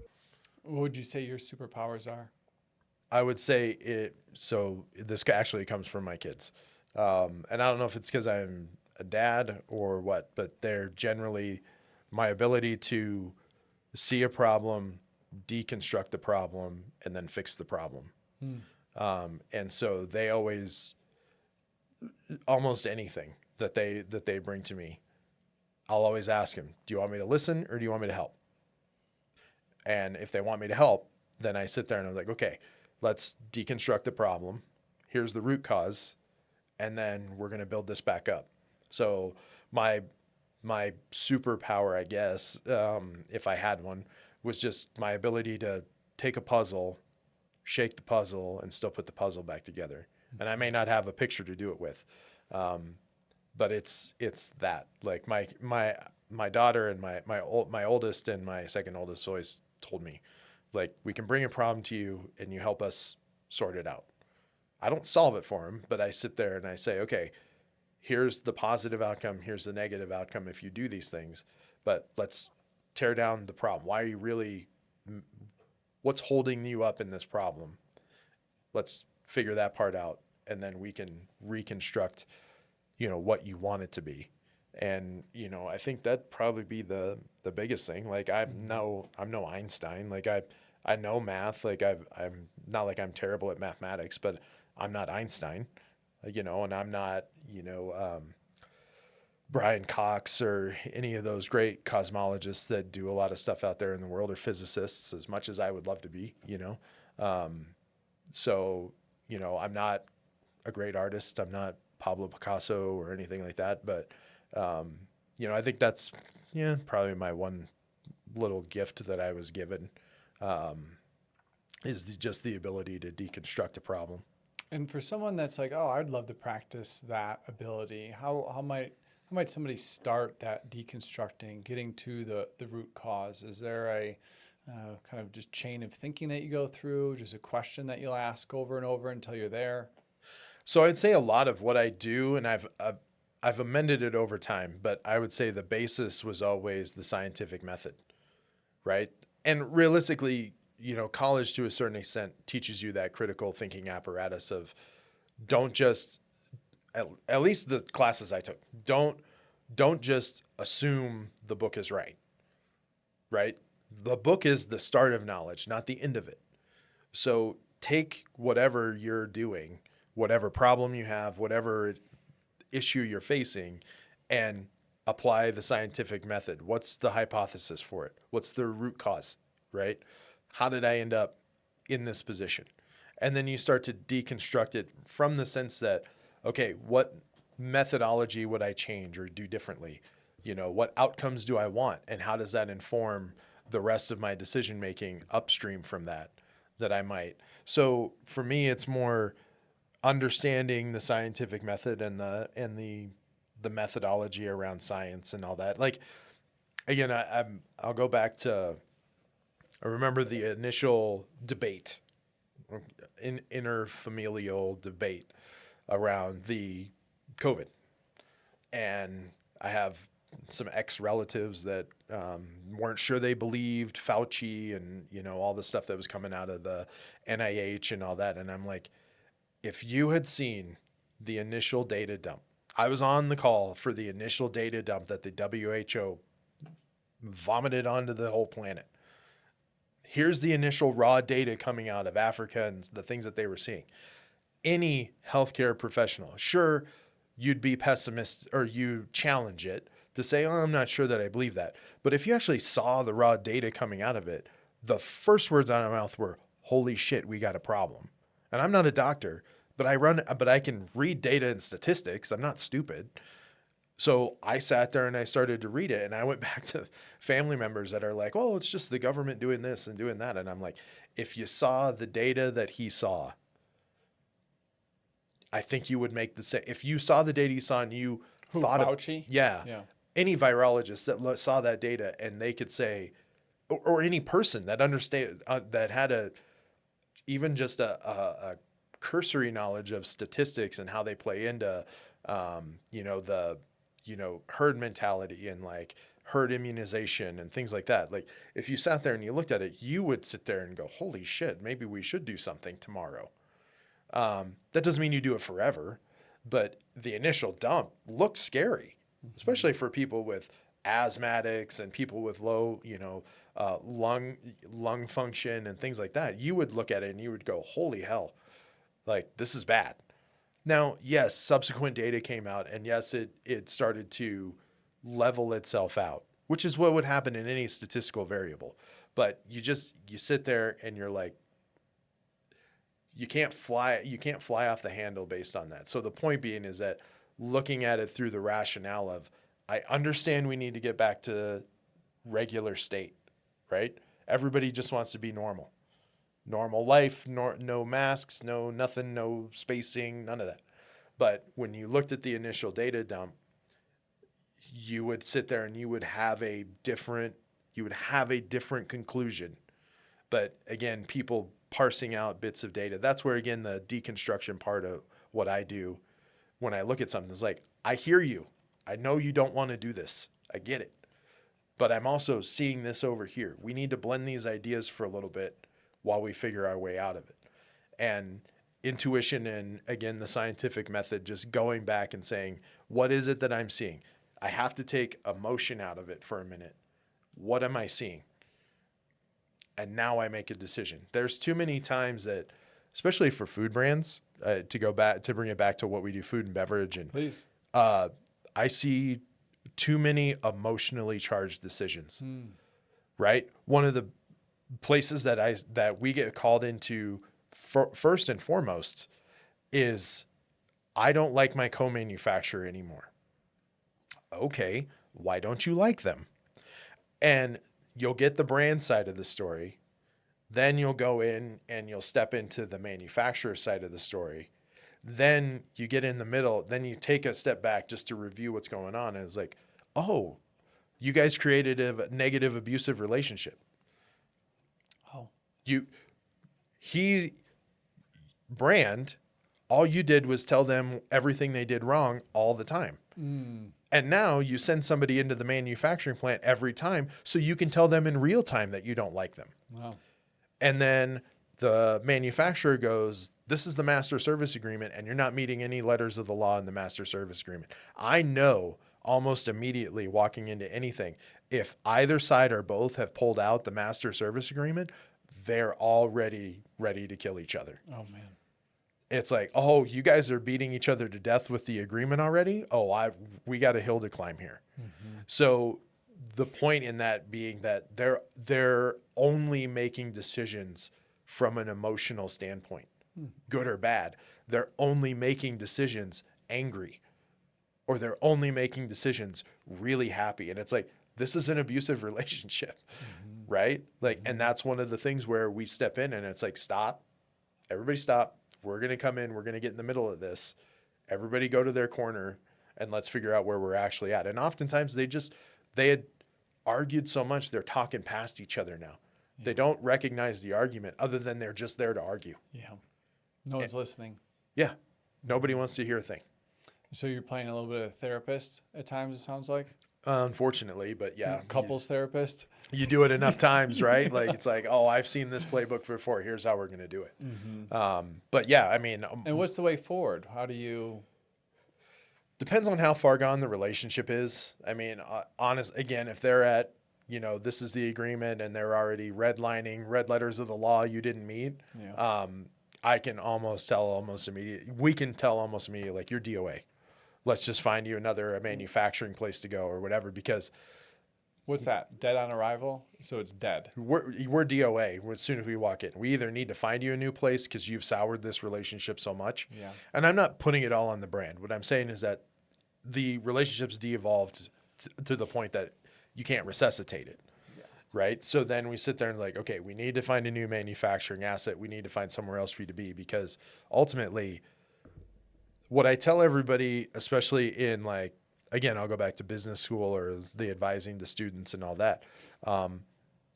There is an or else, and not enough people contemplate the or else in any argument. I don't care whether you're married or it's a business relationship or whatever. When you make an ultimatum, the part that you're not finishing is the or else, and you're not saying it to yourself and you're not saying it to your partner. Do this or else. Most people say, I want this done now. And nobody contemplates, or else what?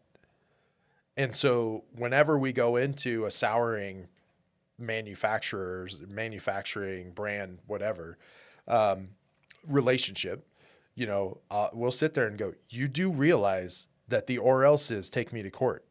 And you do realize that courts of law are not about fair. They're not about emotions. They're not about whether you survive as a brand or not.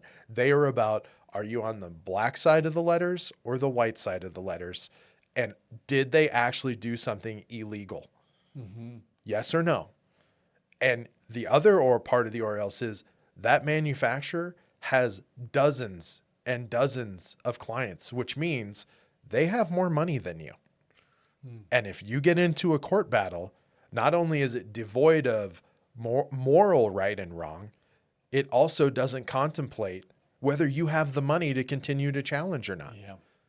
So if I'm a manufacturer, fine, sue me. I'm just going to survive. I'm just going to outcash you. Mm-hmm. I'm just going to outsurvive you in money, because eventually you won't have the money to make the argument. And if your master service agreement is written wrong, not only can I deprive you of manufacturing your material, I can keep you from going somewhere else legally. Oh, wow. So now you've got to fight me with whatever money you have. And if I decide not to run you anymore, now you have to do it with no income. Mm-hmm. Who do you think's going to win? Yeah. So that's part of what we like as we get into, a lot of different scenarios and situations. It's like, you got to learn to love the one you're with, if that's what you're going to do. Mm-hmm. But sign your MSAs, jam them in a drawer, learn to work together, and stop being the person that only calls me when something bad happens, because then I won't answer your call. Mm-hmm. And now I'm less likely to do you a favor if I'm the manufacturer. Mm-hmm. Right. So it's part of the advice that we give is people are thinking about manufacturing. Do I own my own? Do I go somewhere? Like, it's all song and dance. Yeah. Share more on that. How do you help people think about self-manufacturing versus going to a co-packer and having somebody else manufacture the product? I always tell everybody, especially post-COVID, because I do diligence for a couple of private equity firms, and I, go review that manufacturing assets, whether they're co-packed or manufacturing their own. The one thing that is abundantly clear is that if it's a standardized process, bread making, chips, popcorn, if it's something that's bars, if it's something regularly that you can go out and not have to specialty form a line, most of your venture money or whoever your investor money is going to say, I don't want you to own an asset, right? It's a distraction, right? The second you take money, especially as a brand, is the second that most PEs and all that look at you as the sales and marketing person. Nobody's going to sell this brand better than you. Mm-hmm. I don't want you distracted with manufacturing, so don't waste the time, especially because it's not like we're doing anything super unique here, right? It's another cookie. Yep. You're just a variation on a formula. I don't want you owning the asset. And realistically, when you go through valuation and you go through, let's say you're looking at an exit or you're looking at a Series C, you get that far, you're looking at a Series C. Most of them will deduct the manufacturing assets from the transaction because they don't want to own it. They'll be like, no, I don't want to own it. Like, you're the one that bought that. It's a lot of work and a lot of headache. Yeah, you're the one that bought that headache, not me. I'm investing in the brand, not that. Yeah. So it just depends. And so what I tell people, should I be co-packed? Probably 9 times out of 10. There is always that unicorn that comes along that took a specialty piece of equipment. or it took modifying an existing piece of equipment and engineering that went into it to the point that it makes it a unique prospect. Meaning that so you can kind of shield yourself in the category because I have this unique process and nobody can get this other than me. And so if you have a unique scenario, I tell people, okay, maybe if it's not one or two pieces of equipment, okay, yeah, maybe you think about building your own manufacturing plant. But if it's me taking a bar line or just a standardized line and me pushing one piece of equipment out of the way and putting this one in its place, probably just co-pack it. Because you can do things around it, around protecting that asset and first right of refusal, and only you get to run on it or things like that. Like, especially if you paid for the engineering, there are things that you can do contractually to say you can't use that without my permission. And before anybody gets online and says, well, you just said, they'd win in a court of law or whatever. It's like, yeah, but you can put hours monitors on it. You can put you can put transponders on it that tell you when the machine's running. So you'll know in real time, like, hey, you can call them like, hey, why is my piece of equipment running today? And if the answer isn't, I'm washing it, then my immediate question is, what are you doing with it then? Because my line shouldn't be running today, or my piece of equipment shouldn't be running today. So there are things you can do to like safeguard it as much as you can. But generally is it unique in its process or not? If it's not unique in its process, go find the asset that does it. Because now you're just wasting your money and your time. A lot of time. I used to self-manufacture. I was spending 40, 60 hours a week making it myself. And now all I do is marketing. Yep. And that's ultimately the headache because it's good, right? In the sense that I'm employing people, but it's also bad in the sense that I'm employing people and I'm paying for a building that I have to pay all 24/7 hours of it.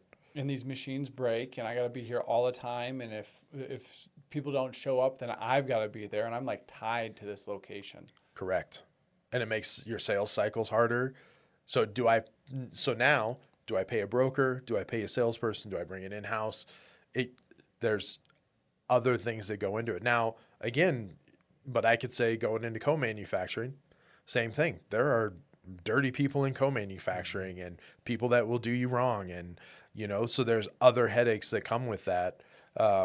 So that's where we always say when you're looking at co-manufacturing, look at it like you're getting married. You wouldn't go visit them once and say, hey, yeah, time to hitch wagons. You'd see them 2 or 3 times. You'd do obviously you'd see more than that, but in this instance, right, you go see them more than once. If they're a 24/7 operation, visit noon and visit at midnight. Is it the same place, one versus the other? You'd be surprised how many places we go and we'll do like a continuous improvement project at a site. And the numbers that will come out of second and third shift, but first shift falls down. And the first thing they'll say is, well, how come first shift can't get it together? It's like, it's easy. The managers are here. Everybody, a lot of chiefs here that want to have their input on everything. So yeah, you got starts and stops on this line during first shift because nobody can just leave them alone. Everybody has an axe to grind or wants to tell them about how to run the plant. So, there's a lot of that we walk into CI and people are like, yeah, second and third shift are tops. Not sure why first falls down. Like, I can tell you. Too much input. What do they say? Too many chiefs in the kitchen. Too many cooks in the kitchen. Too many cooks in the kitchen. Yeah. Too many cooks in the kitchen. And so, that's the part where, again, build that relationship, understanding that you have a good rapport. Like, I know that there's competing software programs against us now for co-man sourcing and all that. But I tell them all the same thing, which is that they can't outcompete me in understanding what I'm looking at, right? A lot of those platforms, they take money for the manufacturer to get on. They take money from the brand on the other side. But then you sit there and look at it and go, that system doesn't tell you in real time what these assets can or cannot do. It just says, like AI, the manufacturer feeds it information. But how consistently does it feed the data? And how do you know that that's what they have line time for now? Right? You're chasing anyways. And then you get there and you don't know how to negotiate with them. You don't know what to ask them when it comes to MOQs or to run rates or to expansion plans. You just, oh, I found it. They hit my toll target. Time to move on with life. Like, great. Was it turnkey, partial turnkey, tolling? Which one was it? Oh, I get this one price. Great. What was in the one price? What'd you get out of it? Mm-hmm. Well, I don't know. It's like, right, because you didn't ask the question. And guess what? Those systems didn't ask that question either. Somebody looking to get into co-packing, to someone looking to hire a co-packer, what are some of those questions? So a lot of it is around like, what are your minimum order quantities? And it's not just, some people say MOQ and then they don't ask in what time scale. Is it MOQ per quarter, per month, per week, per year? You know, what does the agreement say? So I always start out with, if you go to a place and they don't have an agreement, walk away.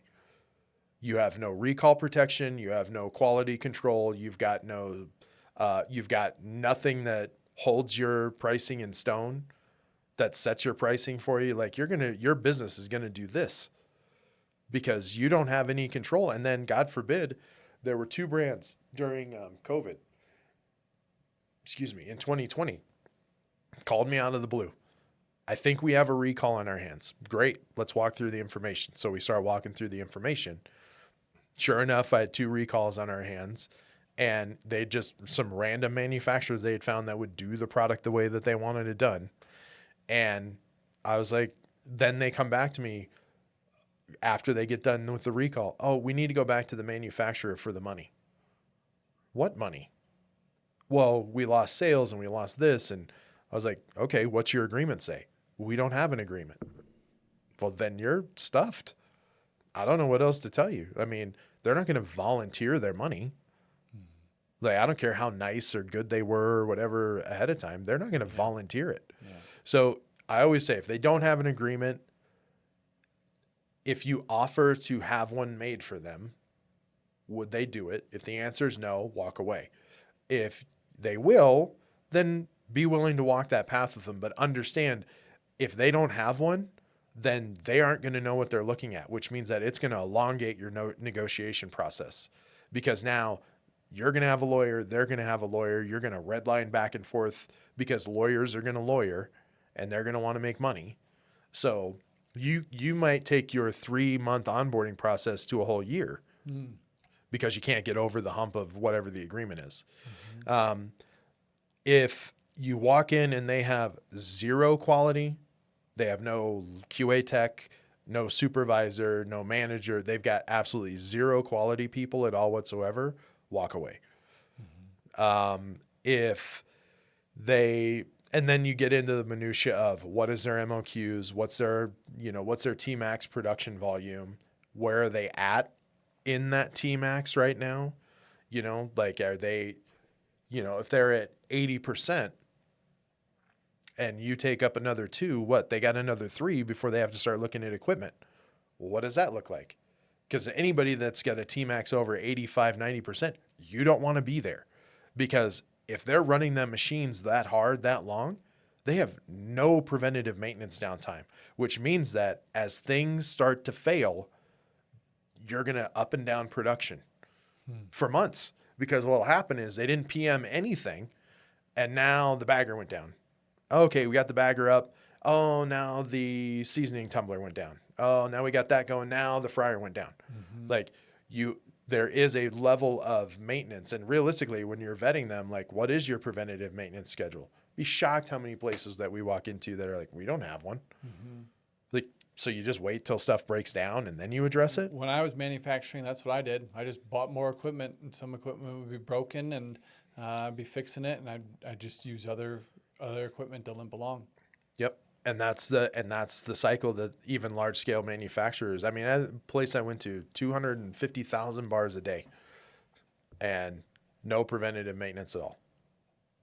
And they had paid multi-million dollars bar line.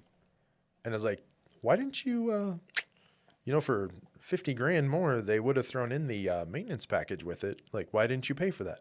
Because there's 50 grand. It's a $2.5 million line. What does 50 grand matter to you now? Especially when it comes to the part that's most important. I don't care if it's brand new or not. I mean, there's warranty on brand new vehicles for a reason. Like, you didn't buy the warranty package with this, and now you're pissed that the line doesn't run all the time. Like, what expected outcome did you think was going to come from this? So, if they don't have PMs, they don't have QA, what's their MOQ? Ultimately, what is your sales forecast telling you versus what you have for available line time versus potential future run rates? Those are all things. It's like, it becomes algebra at a certain point. It's like, you have to be able to put all the variables in the equation and still get the outcome that you're looking for. And so don't get caught by, hoping. I hope I get there. I hope I'm going to do this. Hope is good for a certain thing, but if the information from your sales team is telling you another, admit it to yourself and be like, all right, you know what? You're my next stage. There's got to be somebody else out there a little smaller that can do this right now, that I get a reasonable price from, can still grow a business, and then I can grow into that next manufacturing asset. And don't ever do an agreement over 3 to 5 years. That we've started to see 10-year, 15-year, and 20-year agreements with manufacturers. And I'm like, do not sign those under any circumstance. I have no idea why this is out there. I have no idea. And I don't know who the hell is signing these things, but it is not a good idea. Because they're baking in certain things that you don't. First right of refusal on new SKUs, even if they don't have capacity, or they get what was the other one I saw? It wasn't first right of refusal on the SKU. It was if you found another manufacturer, they still were guaranteed like 50% of your output, and it's like, why would I agree to that? Like, that doesn't make sense for some of the stuff they're asking for, but they prey on the younger brands a lot. Yeah. Like, oh yeah, I'm going to do it for you. And then you're stuck in a situation it's real hard to get out of. In general, where are younger brands failing just across the board? I think the younger brands generally fail in the pre-sale valuation of themselves.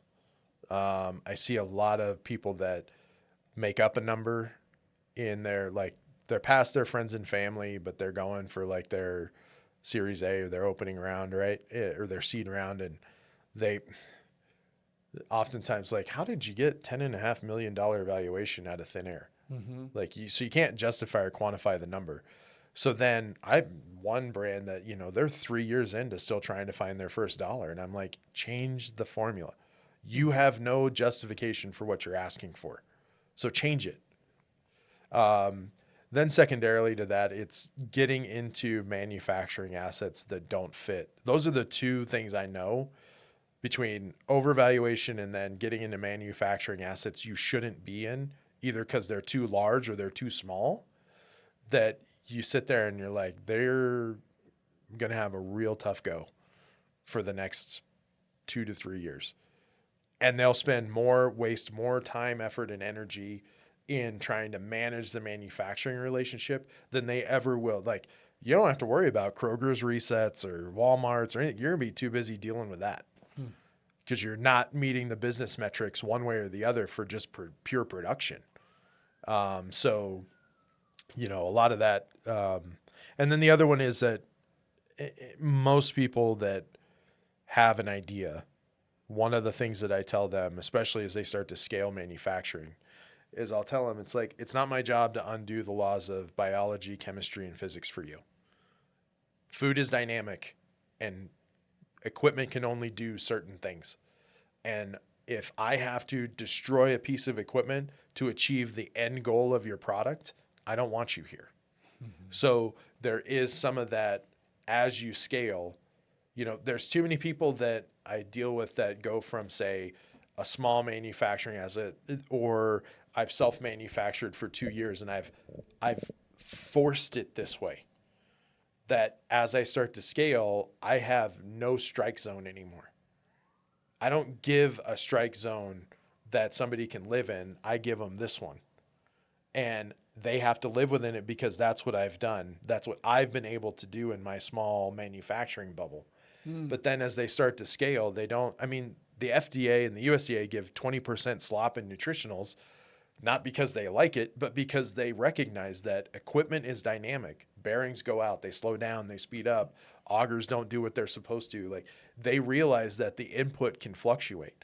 And so a lot of the brands that are just bludgeoning their manufacturers to death with, you know, it wasn't this, it wasn't that. And I'll tell them, like, what did your processing guide say? Well, we didn't give them one.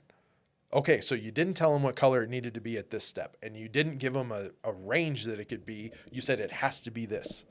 Like, some of this is on you. You didn't teach them. So if you didn't teach them, how can you be mad at them? Yeah. You're just mad at the outcome, but you didn't teach them all the secrets to the sauce along the way. Hard for me to come in and be mad at them for that. Like, so a lot, oftentimes it's bad contracts, and then just odd quality hills to die on, and not recognizing that sometimes your perspective needs to change a little bit to make it work.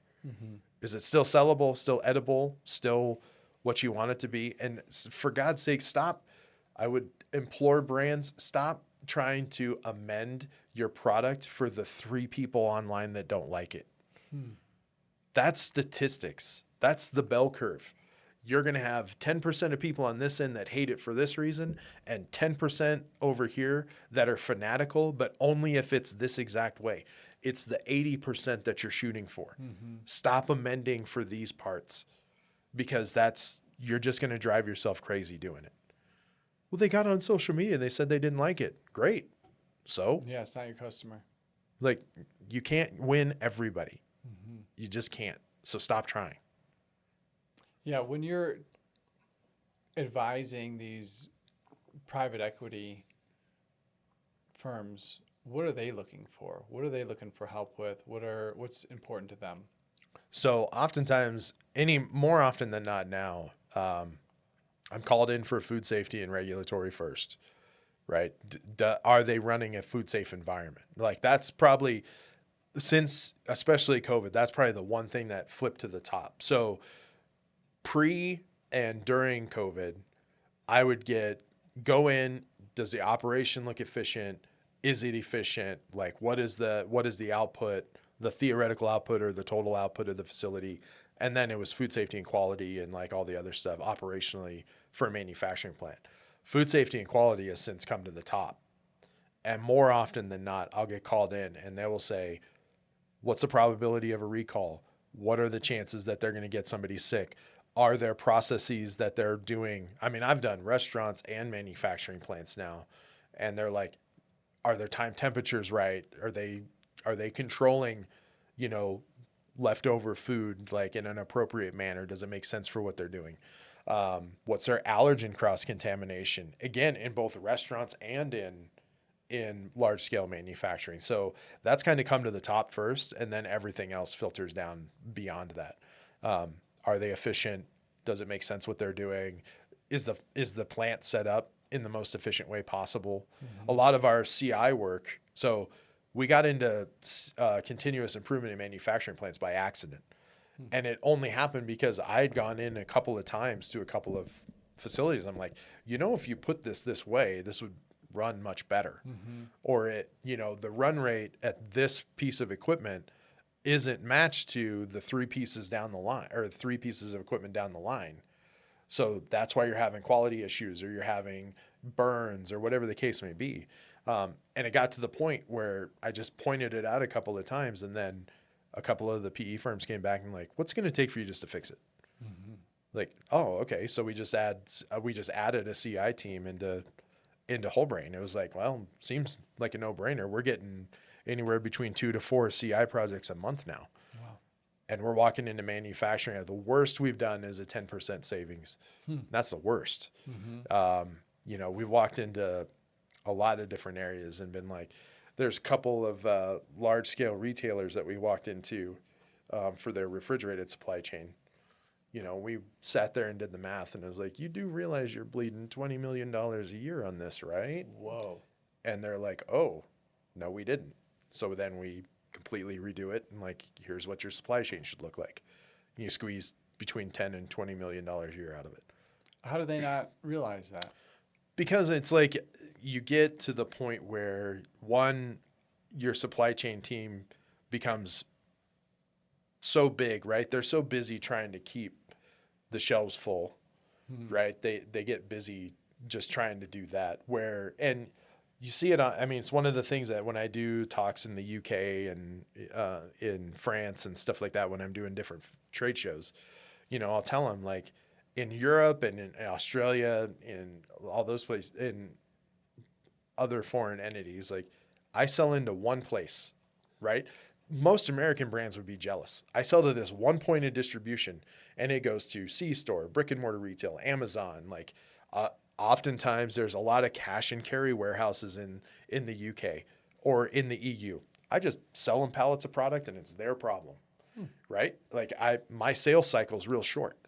I go in the US, it's much different. They're not used to how large we are. Even we don't, I think, appreciate enough how large we are. So I always tell everybody, like, I can be, when I'm in London, I hop on a train, and in 2.5, 3 hours, I can be in Paris. I go, but the difference being, if I'm in New York, I got to get on a plane for 6 hours, and then I'm in LA. Yeah. Like, there's a lack of appreciation for our geography, just the sheer size of it. But how do places like that, you get different leaders in? Maybe they have, like, well, I used this warehouse before, so let's use this warehouse, but I can't get out of the contract with the original warehouse. So then I start feeding them just enough to satiate the contract, but then I start feeding a bunch of the business over here. And especially when you don't give enough direction or you don't look at it, then you get another leader and it's the same thing, right? And all of a sudden it starts to spider web out on you.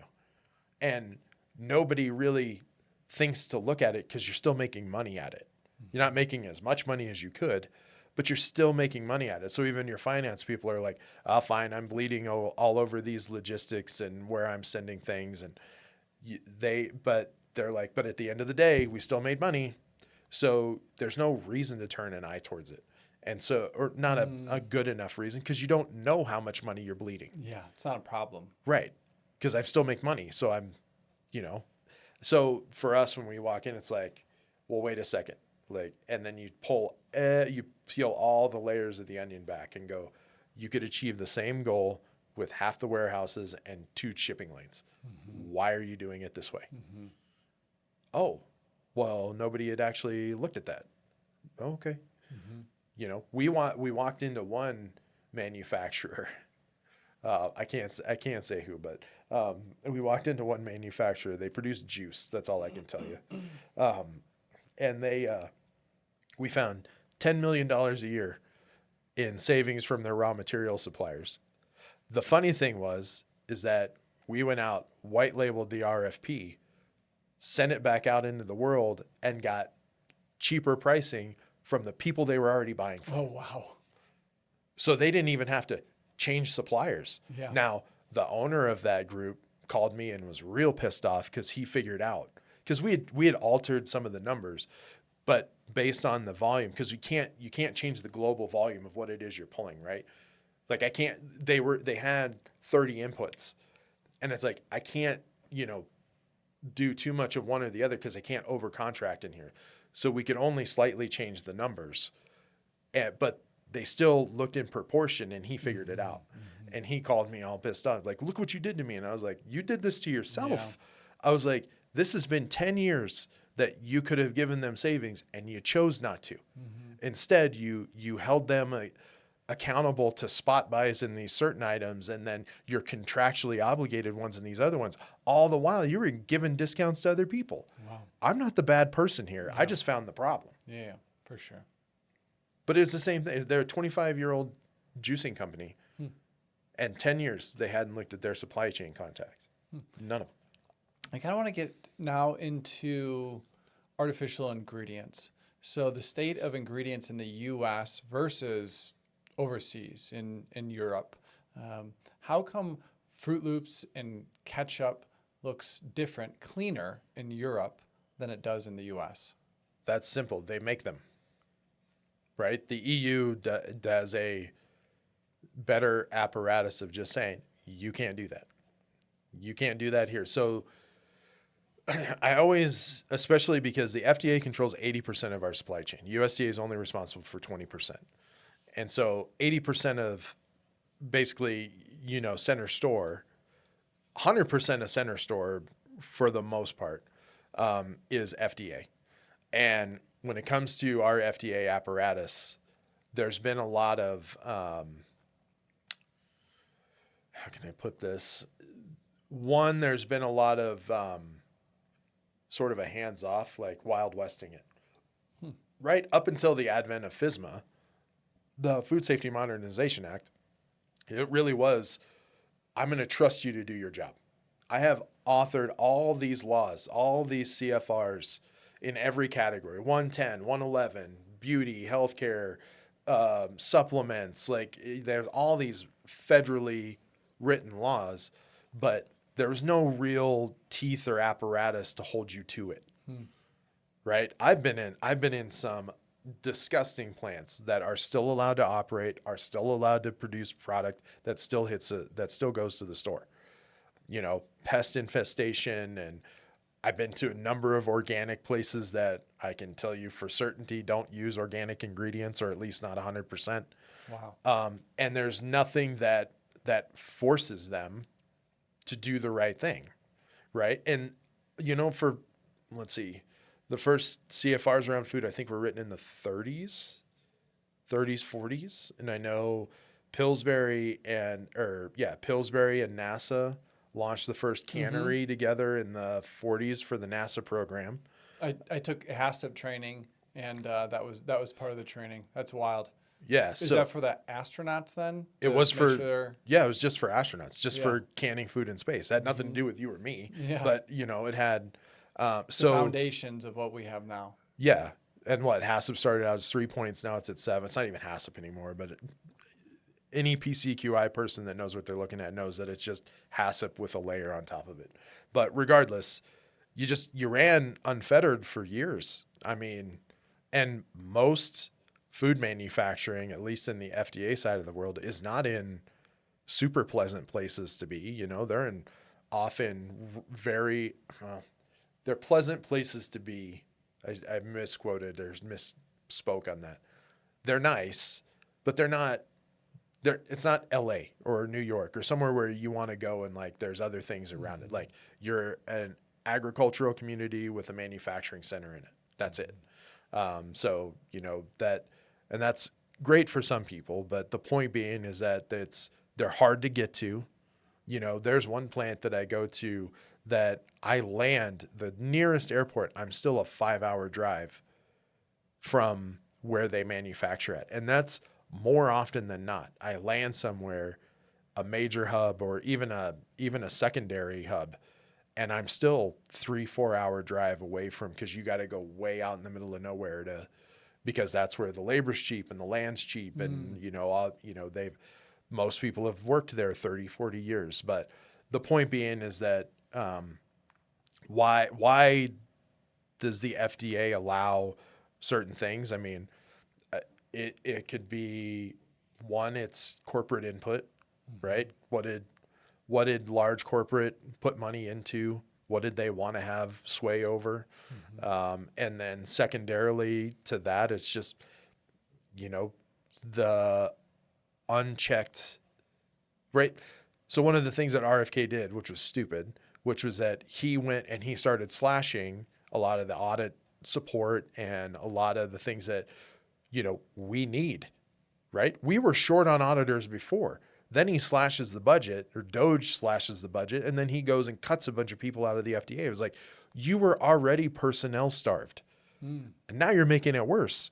So now the FDA can't even meet their legal obligation. Their legal obligation to FSMA is that they see every production facility at least every 2 years. They had already started to triage the problem in a risk assessment. High risk, mid risk, low risk. These low risk people, maybe we'll see them every 5 to 10 years. Maybe. The mid risk, we'll put them in a 5-year cycle, but it's still a maybe. High risk, okay, yeah, we're going to see them every couple of years for sure. And usually it's around hermetically sealed containment. So hot fills, aseptic and still beverage. But, like I know some energy bar facilities that, and not local to here, but, energy bar facilities and popcorn and chip manufacturers, they haven't seen an FDA person in 10 years. Wow. And they were supposed to have seen them regularly. And now you go and do that or cut the budget and do all the cutting of personnel. So why is the EU so much different than us? One, again, it could be geographical control, right? There's some geographical component to if you screw up, an inspector is going to be there almost immediately, where we don't have that. But then secondarily, I'm not saying that they don't have corporate influence, but the backlash they would get, I think, at least from the populace there, you started introducing garbage into the food, I think they would have a much bigger outcry than anything that we get here when it's related to food anyways. It's just the public outcry is not there. So politicians only write laws if you force them to. And we just don't do a good job of pushing them in that direction.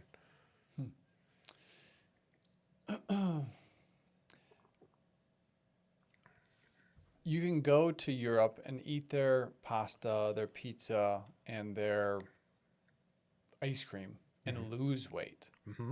And over here, those foods will make you sick. Yep. Now, similar to why are we able to have these ingredients like the red 40 that are shown to be harmful to us?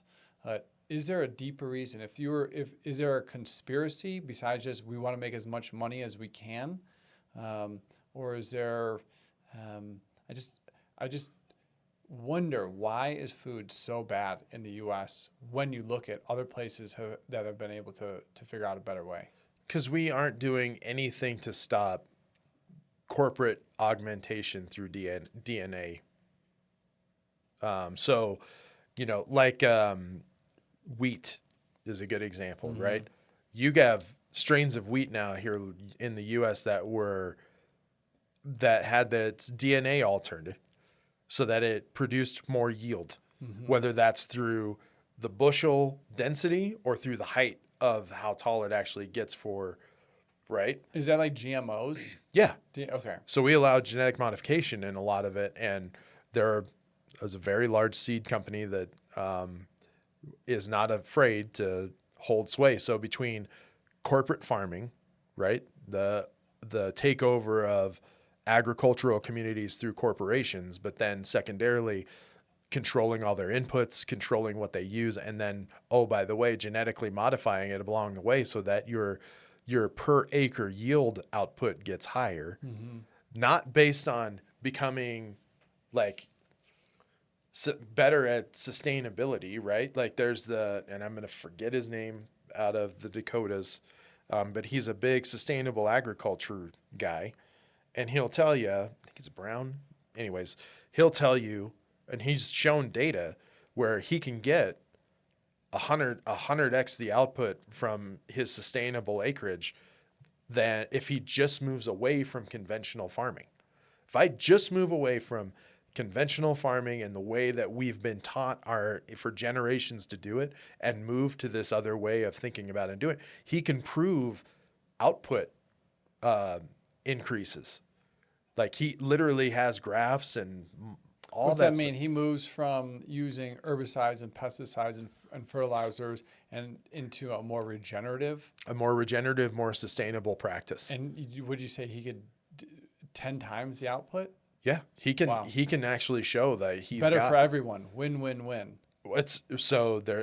He has a no disking, so you don't have the microclimate issues like releasing all that CO2 back into the air, right? Most people don't appreciate the CO2 sink that the soil becomes, right? And what he's done is shown like, not only can I do this, but I can show where like the microclimate around me isn't as bad as what it was because I'm sequestering all the CO2 in the air or other inputs, right? But you take that, you know, the takeover of farming by corporations, and then I think one of the biggest, and I'll bring it up here because, you know, whoever listens to this, I think it's important. The thing that pisses me off more than anything about that USDA gutting that they did of the budget and what they did to the farmers, forget tariffs and what they did to soybean farmers. They finally got the money in for mental health services for our agricultural communities, and it's the first damn thing they pulled. And 1 out of every 3 suicides will be a farmer losing his or her farm. Wow. Yet we take mental health in those communities not serious at all, and it should piss everybody off. And the thing of it is that it's a lazy news cycle. They just slide it right under the radar, and nobody knows anything about it.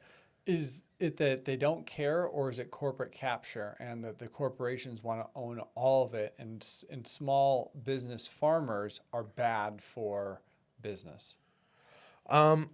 It's probably a little of A and a little of B, right? Corporations in general they never want to stand pat. I mean, for Christ's sakes, Amazon's got Blue Origin. They're trying to go to space.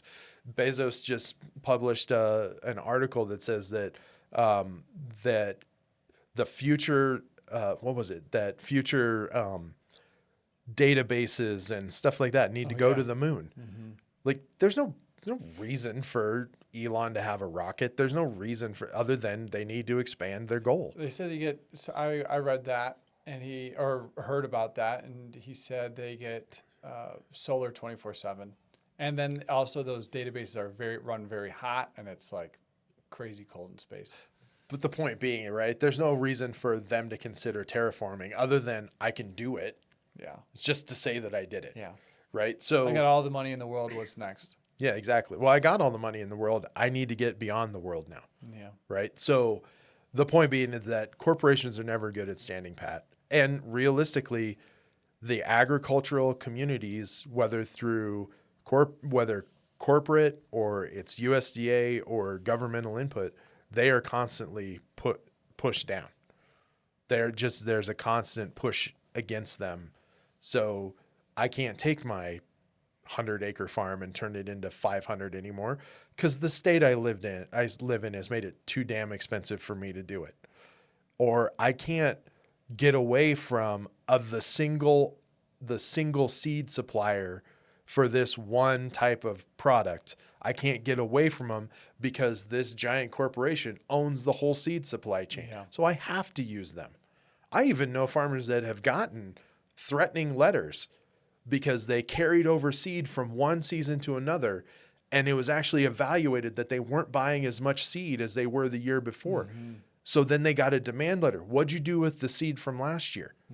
Like, well, I carried some of it over. You can't do that. Wow. What do you mean I can't do that? Yeah. But it's those little things that make it through the crack that everybody should be pissed about. All right, we're going to move into a rapid fire here. Uh-oh. How much of our food chain is controlled by big corporations? Oh, boy. This is going to be a real rough guess, but I would say 80 to 90%. 85% of our beef is controlled by 4 companies, and 2 of those are foreign owned. What's happening with U.S. beef? Nothing. They moved production to a lot of the head come from Australia now. There's not a lot of local U.S. ranchers. Again, they make it incredibly hard and expensive to get into ranching to begin with. So if you're not a generational rancher, you aren't getting into it. So a lot of it comes from Australia and Brazil, where it's cheaper per head to produce, and then it's shipped here. And I know that because there's a local company to here that we set up a supply chain from Australia to here to the EU, and then from Canada to here to the EU. What's happening with beef in Argentina? I thought I saw something where we gave huge subsidies, bailouts, some kind of a thing to Argentina beef. From what I understand of it, it was basically collapsing on itself. and they couldn't afford to keep it up. Why that became something we needed to invest in, I don't really know. But, you know, if I start to think too much like some of the politicians that made that decision, I feel like I'd have a bigger problem. Are there food shortages in the U.S. today? Oh, there's food deserts everywhere. And we should be ashamed of how we should be ashamed of how we address it. And we should be ashamed that there's many of us that choose not to address it. There's 2 within 100 miles here. As a food safety expert, what are the top 5 foods you'd never eat? Top 5 foods I would never eat. I don't enjoy oysters because that's like one of the number one places to get a seafood allergy or seafood. Really? Yeah. So I very rarely would I ever eat raw oysters. Beyond that, things I'd never eat. I would rather make soup than buy it. Only because of, I know in like soup and canned beans and shelf stable products that they have to use so much sodium to keep them shelf stable. That I'm not a big fan of that. I'm not a big fan of frozen meals if I can help it in any way, shape. I know there are brands out there that are trying to do the best that they can, but I'd probably stay away from those. And then generally anything that's been, I mean, what do I got? I got the last one. I'm always weary of supplements. I think Eastern medicine has its place, and I certainly think that Eastern medicine can be advantageous. I think Eastern, like Chinese medicine? Yeah. But I think too many people wander around thinking it's a magic bullet for something, and it's like, or the silver bullet for an ailment or something. And it's like, do your research, read, like, don't take everything that somebody produces, and just because they put it on a bottle doesn't make it gospel. Like a lot of these supplementation brands, you know, you'll get it and you'll read it, and it's a lot of romance language around things that they did and anecdotes from what their marketing team said, but it wasn't actually founded in any sort of research or science or anything like that. You can find valuable information researching Eastern medicine, but you have to take the time to research Eastern medicine. What do you think about brands, supplement brands that have 100 ingredients in one scoop? Like an Athletic Greens. I'm not saying that I had a smoothie this morning on the way here, and I'll put stuff like that in. And I think there's certain, I guess I will add it knowing that it has benefit, right? Believing that I'm replacing some of the greens, but I don't expect it to replace everything. So even though I had a smoothie and I had that stuff in it, I'm still going to go out and have a salad later. And I'm still going to go and try and get greens from other areas, right? I'm not expecting a powder or something that's produced for me to be the entirety of what I like. This satisfies my daily intake of XYZ. Depending on, the efficacy of it, is it bioavailable? How much of it's bioavailable? How about this? How about I just have a balanced diet and I'll have a salad later? It's not going to kill me to eat a salad. I might not like it, but I'll eat it. This podcast is brought to you by B Micro, a company I'm deeply passionate about because I founded it in 2018. It's USDA organic freeze-dried microgreens for everyday nutrition and detox. Sprinkle them on any meal or take them as a capsule to enjoy the many healthy benefits. Shop now at bmicro.farm. Use code STEVE15 to save. How prevalent is pixie dusting, where 100 ingredients is, people might think, hey, more is better, but I'm not really getting an efficacious dose of any one of those ingredients. I'm not getting enough of any one of those 100 to actually support the body in the way that ingredient was intended. So it happens both ways. So I do believe there's a lot of supplements that sell themselves as the magic bullet or the silver bullet to a lot of ailments. And realistically, you have to look at how it was delivered to you, what it's being mixed in. Does it require heat to activate? Does heat kill what it does? right? Like that, so there's a lot of it that goes into that. And so how many of them do I think are magic bullets and you get all of it? Again, just looking at production equipment, the way that production equipment is put together and blending stations and all that, I find it hard to believe that you would get exactly what's on the label, right? You'll get some of it and it'll be efficient for what it is, but you're not going to get 100% every single time of what's on the label, right? Again, eventually things meander. You have bulk density. So as it's being shipped and it's doing this, the bulk density, it'll want it to separate. So even in powders, so you don't sit there and shake it up and then deliver it to yourself. Now you've created striations where maybe you're getting more of one and not the other from even the top of the jar to the bottom of the jar. Oh, wow. So do I think it's dastardly or that they're not doing? No, of course not. I just think that's the nature of our supply chain and how some of those things are delivered. Now, on the other side of this, which is something I saw twice at Supply Side Global, which I think is not good. Two brands I came across that produced a liquid supplement that they went into the CFRs and the data in the FDA, and they went to 5% below the maximum allowable value of a daily value of X ingredient. So too much? So there was no. They would go. So the FDA has different things stated on the website, on their website. And if you dig hard enough, you can find it. But it'll say it wasn't this, but magnesium. You should only have X amount, or the max amount dose you should have of magnesium in a day is this amount. Or pick a supplement. You can go and it'll say, based on the GRAS findings or whatever, you get maximum that we think you should intake. Well, there were two brands I came across that found those tables and then produced a product that took you within 10% of that. Mm-hmm. And I'm like, but why? Well, the question I asked them while I was there is like, why did you take them to, Such a high amount. such a high amount? And they're like, well, that way they don't have to take anything else for it. I'm like, but this is in multivitamins and in the food you eat and all. Like, I'd probably aggregate that 10 in one meal. Yeah. Like, so why are you giving it? Well, but look at the branding. I can say I'm 26,900% of your daily value. And I'm like, but that's not good. Yeah, it's not good. You can have too much of these things. But that's, so I've seen both sides. You see both sides of the spectrum where I think I don't want to call it innovation, but the one thing you may see is the advent of supplement brands that take you to the max. Yeah. And Just it's for like, marketing. And I'm like, that's not good either.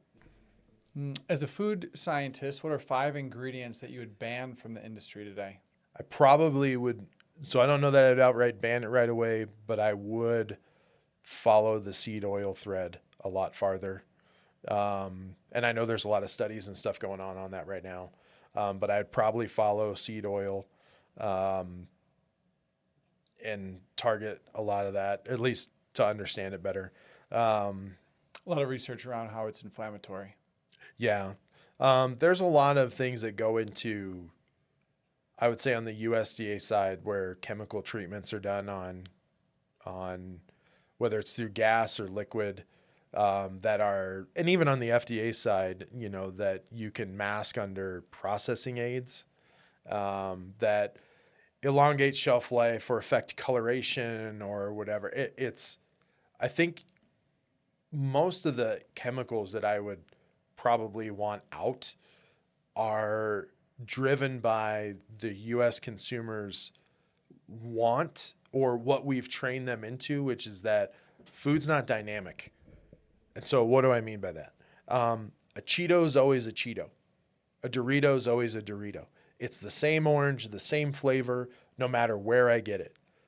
A McDonald's cheeseburger is the same, whether I buy it here, in Washington, in New York, or even in the EU. Now, in the EU, they taste a little different, but the point being is that my experience is the same. And I think we've gotten people so used to food not having any dynamicism to it, right? It's not dynamic. We've tried to teach them that it's uniform. It's always the same. And so that's where I think a lot of the chemicals and the colorants and all that stuff come from, is uniformity. God forbid my Cheeto not be bright orange when I eat it and it be a little dull next time. Like I think we've gotten so used to, again, my piece of chicken looks the exact same no matter where I'm at. Like part of me wants to get pissed at the corporations, and you should be to a certain level. But the other side of this is that this is what most of the consumers are buying. They're only tailoring what they make to what people are buying. So, you know, when you take dynamicism out of food, you take the dynamic qualities away from it, because at the end of the day, it has to be grown, whether it's an animal or a vegetable or whatever. You take that out of it and you teach people that it has to be this, you know, my Cheetos always got to be this color red. You know, the color, the naturally colored Cheetos and Doritos start hitting the market. I think it's in like a week or two. Oh, really? And we will, I guess we'll see. I mean, here's a crazy, short, crazy story. So the bean plant that I worked at, we had a very different process so we were 25% of their supply chain. 75% was held by another company. The 75% was produced in a different way. And our product was heated to a higher level, so it created sort of a roasted flavor. But when you sat next to and you compared them, once you spiced them and all that, like they're supposed to be, there wasn't a huge difference between the two, but you could taste a little roasted note to it. Well, so for whatever reason, the larger group couldn't produce for the Northwest U.S., Oregon and Washington for, I think it was like a month. It was just 1 month. So they asked us to pick the slack up and to start shipping product there, a region we had never shipped into before. And within a day of putting our beans out to those stores, 3 managers in 3 different areas had burritos thrown at their head, literally thrown at them because the people didn't like the beans in them anymore, because they were just a little different than the beans that they had been getting. Wow. And we had sat with the Yum Brands team to like taste test, and like we did paneling and all this, and they were like, I think it's close enough, not going to be a big deal, like don't worry about it. And sure enough, huge issue. And it was like, you've got to be kidding me. What does that speak to? We're just creatures of habit, and we want to get exactly what we expect. Same. I have a friend that his kids love Taco Bell hot sauce, but they won't eat it out of the jar. The jars that they make now, they will only eat it out of the packets because the stuff in the jar they think tastes funny. So anything else that you would ban? Any other ingredients that you would ban? What about some of these, food colorings? Oh, I mean, so one of the companies I worked for, we had all the FD and C colors that we used to have to. I actually used to have to make colored chips for Halloween and for Christmas for a large tortilla chip brand. And even back then, I mean, you got the box and it's like, wear a respirator, don't discharge like more than this. And, you in a huge, about 1,000 pounds of masa corn, you only sprinkled in like a cup. And I mean, we needed black chips one time. You put a cup versus 1,000 pounds, and that stuff turned black like that. Whoa. And it's like, there's no way anybody thought this was good for you. There's no way. Like, so yeah, get it out of most of the garbage colors and stuff, like, again, natural colorants are going to be exactly that. Your blue's going to be some variation in here somewhere. Most of them, your reds and your oranges, like it will vary. Get used to it, right? You don't go to the store and get pissed because the Honeycrisp apple you bought is smaller than the one that you got the week before. It's still an apple, and I'm still going to enjoy it. It happens. So why that can't happen in, I mean, I'm not a huge fan of ultra processed foods or super processed foods to begin with, but I realize that I still consume them. Like there's still an occasion where I will have them. Even keto? Even keto. Even keto lets it through. Well, I mean, here's the thing. I'm also I'm also a fan that you have to vary your diet. I don't care what base diet you follow. That doesn't mean I'm never going to eat a pastry again, or that it's just learning to control that piece of it. So I have the base and then I control the rest of it, right? I don't have a pastry a day. I would love to have pastries every day. Don't get me wrong, but I don't. Yeah, I'd eat 4 right now. Yeah. Like raspberry croissants, my favorite thing in the world, especially from 2 places in France that I go to pretty regularly when I'm there. Oh, where do you go? I'm going to France in May. I'll ship you the names. One of them is Medicine is what the name of the place is called. This is in Paris? Yeah. Medicine. And then the other one is just like, they make a really good one in, oh my God. It's the Pret that is right outside of the main train station that takes you to De Gaulle airport. So there's when you get from De Gaulle and you get downtown Paris, the main train station, there's a Pret. And I don't know why, but that Pret that's in the bottom right there gets different pastries than everybody else. And their raspberry croissant is freaking lights out. Nice. Thank you. But those are the places like that I'll go for. But yes, I do think that the food colors they do need to be addressed. Is that a nod to RFK and something that you are appreciative of? Because I think he is driving those out. Oh, 100%. I think I said it earlier. Like, I agree with that part. Like, him driving the colors and some of the stuff, absolutely. He did the one thing that nobody either didn't have the gumption or whatever to do before. Fine, he's doing it. Now, how they do it, if they apply it across the board, how fast they're going to do it, like, that'll remain to be seen, right? Like, that's the part that you have to wait and see. Like, did whoever produces all those colors come to him and miraculously produce $1 million for him somewhere? What's the state of vegan or alternative meat in the U.S.? So alternative meat has had a downturn in the last probably at least a year. Beyond Meat, Impossible Meat. Some of those are based on, I think, especially when it comes to Beyond and Impossible, they did such a damn good job of mimicking real meat that consumers are looking now at the packaging and going, why am I paying more for the same nutrition? Right? I'm getting the same nutrition outcomes, right? Fat, protein, total caloric intake. Like, I'm getting the same as if I was eating a real burger. Why don't I just eat a real burger? There's no net benefit here other than I get the pleasure of paying an extra, $3 a packet. I think there's probably some story for vegans about sustainability and, the ethicalness of it.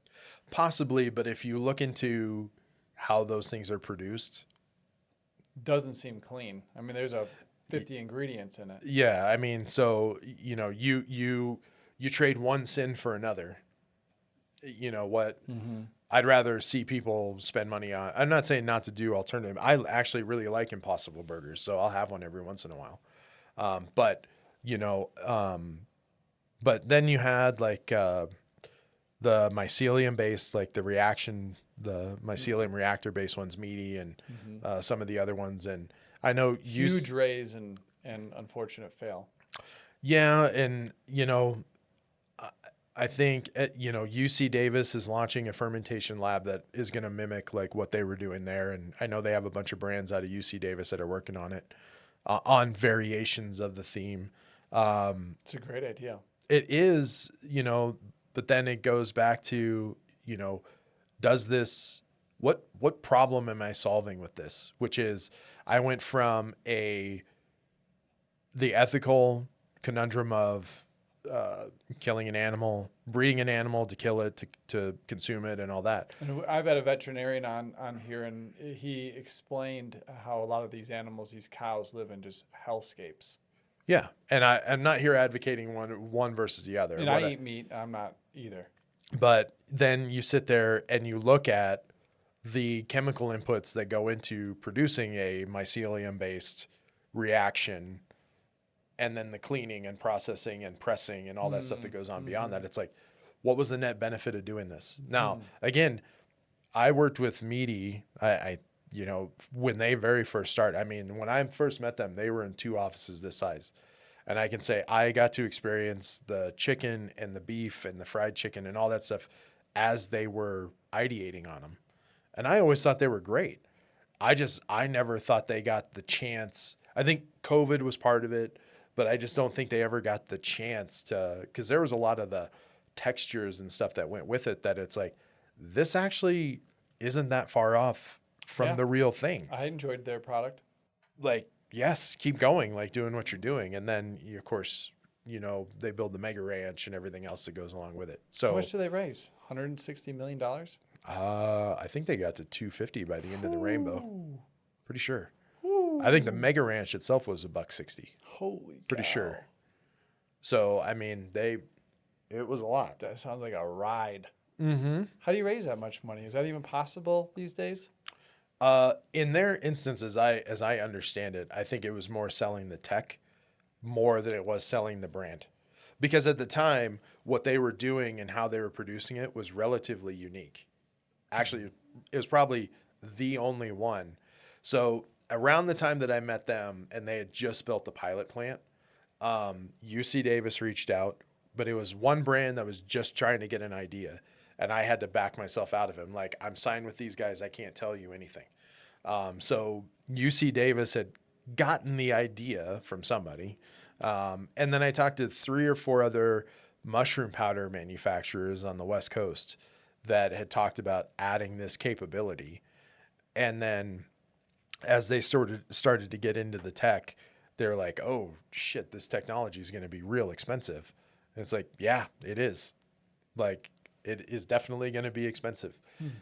And I didn't give any guidance against it. It was just more listening to them talk. And I'm like, that's an expensive idea. I just want you to know that.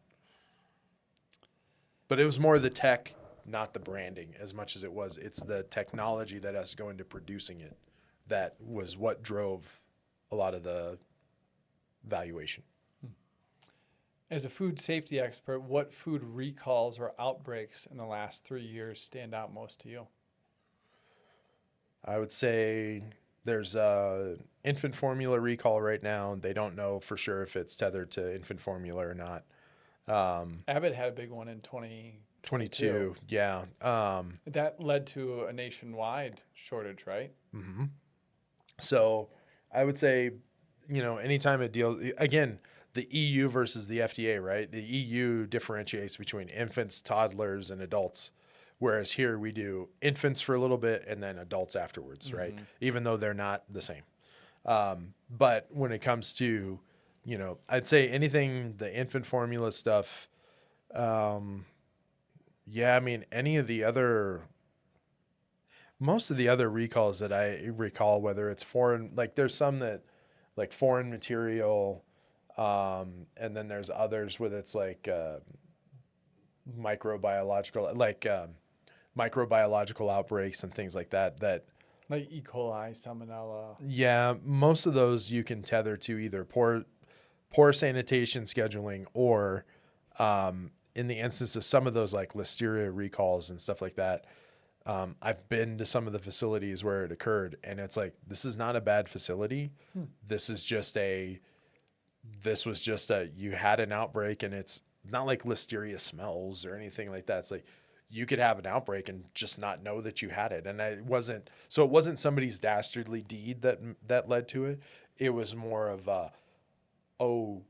we didn't realize it could proliferate in this area, right? Because E. coli and salmonella like warm and moist. Salmonella can do dry, but E. coli likes cool, wet environments. So it likes drains, it likes refrigerators, and most people don't think about that.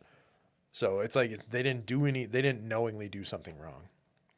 I forget what the question was that we were working on. Did we get it? Recall, Probably. we got it. We were Okay. close enough, yeah. Just a couple more. What are your thoughts on raw, unpasteurized milk? I think it's a stupid idea. I think it's as bad an idea as the guy that called me about his raw water product. And his answer to the world was to literally stick a hose in a stream and fill 5-gallon buckets of water and sell it to people in his local area. I was I like, feel like Nestle does that. I feel like I feel like a lot of water brands are just doing that though. things are pasteurized for a reason. Now, if you own a farm and you can get it fresh every day or fresh every other day, good on you. Definitely do that. But that is not a reality most people in the US can live with. So it needs to be pasteurized to save your life. And if you don't recognize that, then God help you.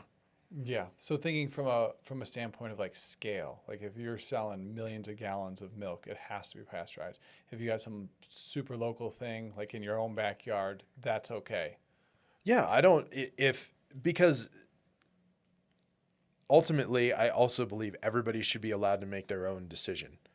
So that doesn't mean I want raw milk sitting next to the store shelf next to regular milk, because I just don't think that that's appropriate, right? I just at a large scale, it doesn't seem appropriate to me. But if you have a local dairy that you enjoy what you get from them and you recognize the risks that's associated with that, please do. I'm sure there are health benefits to it, but I'm not going to guinea pig on myself or my kids when it comes to that. Louis Pasteur was right for a reason, and there's a reason this exists. Thoughts on microwaving food in plastic containers? I mean, anymore, especially with a lot of the studies that are coming out, I mean, I think it's as bad as microwaving on styrofoam. It's just a bad idea. It's just bad. Thoughts on eating raw sprouts? I mean, as long as you rinse them appropriately, why not? What's an appropriate way? So generally sprouts, spinach, parsley, and cilantro. The reason that they are the highest probable for E. coli outbreaks and things like that is because of the way that they grow. They're very dense. Water gets trapped in between the leaves and it proliferates in that. So what I always tell everybody is that just a simple, you can get it from Whole Foods. You can get it from just a simple citric acid, spritz down, rinse it off, maybe dry it, and then you can consume it. A lot of, especially in fruits and vegetables, a lot of the outbreaks come from just the people not rinsing it. I know one of the stories that me and one of the PhDs that helps run one of the large scale vegetable manufacturers, him and I were having a conversation, and he's like, most people don't realize that if we were able to just put rinse me first, how much you would dilute out and rinse away a lot of your problems on a lot of agricultural products. I just add the citric acid or the acidity part, something to change the pH dynamic for a little bit, because that will help destroy some of the microbiological cells. And then you rinse it off, and then you're rinsing away the dead parts and whatever's left living, and then you can consume it. What's this citrus spray? So like if you ever look at, especially at Whole Foods, vegetable washes, oftentimes, especially the natural ones, should lead with like citric acid or something that is, you'll know it when you see it. It's not a made up, like, Easy to find. It's an easy, like, I know what citric acid is, or I know what lemon or not citric acid, or what was the other one that's common? I'm going to space it now, of course. But generally, you can find them with citric acid. All you're trying to do is change the pH dynamic on the leaf, even for just a little bit, and then rinse it off. Wow. And it'll take it away. Because, again, E. coli and all those microbiologicals we're talking about, and there's a laundry list of them, they have pH that they can survive in and pH they can't, as well as heat and salinity. And that's why you see a lot of, like, cans of soup are high in salt. They're more high in salt to stabilize what's inside of it so that microbes can't proliferate. It's just too much salt for the microbes to overcome. So pH is often the same way. A little bit of citric acid on it, and it's diluted, right? Like citric acid, let it sit for a second, rinse it. you generally, it's not 100%. Nothing in life is 100%. Nothing in science is 100%. But you can reduce the probability by just simply having a quick clean and getting some of the dirt and stuff off of it. Thoughts on washing with ozone? Like an ozone bath. I mean, we use ozonation in water for like that, what we have here. I mean, ozonating for sterilization and, generally speaking, like, especially like I had somebody bring this up at one of the water plants I was helping, that ozonation isn't it bad for you and whatever. And I read enough studies on it that once you pull the cap, the ozone just goes right out the. Yeah, but there's ozone machines that you could ozonate your own water and then put the produce in that to clean it. I would want to see the testing that happened around it. Like, what was it statistically valid testing?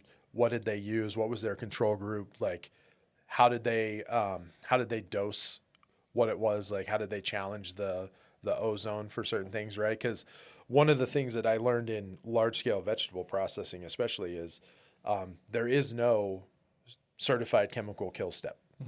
All I can do is make sure that if I had E. coli on a leaf, the chemical bath, as long as you control for clarity and turbidity and the cleanliness of the water and all that, there's all these inputs that go in, and then I can keep it to that one leaf.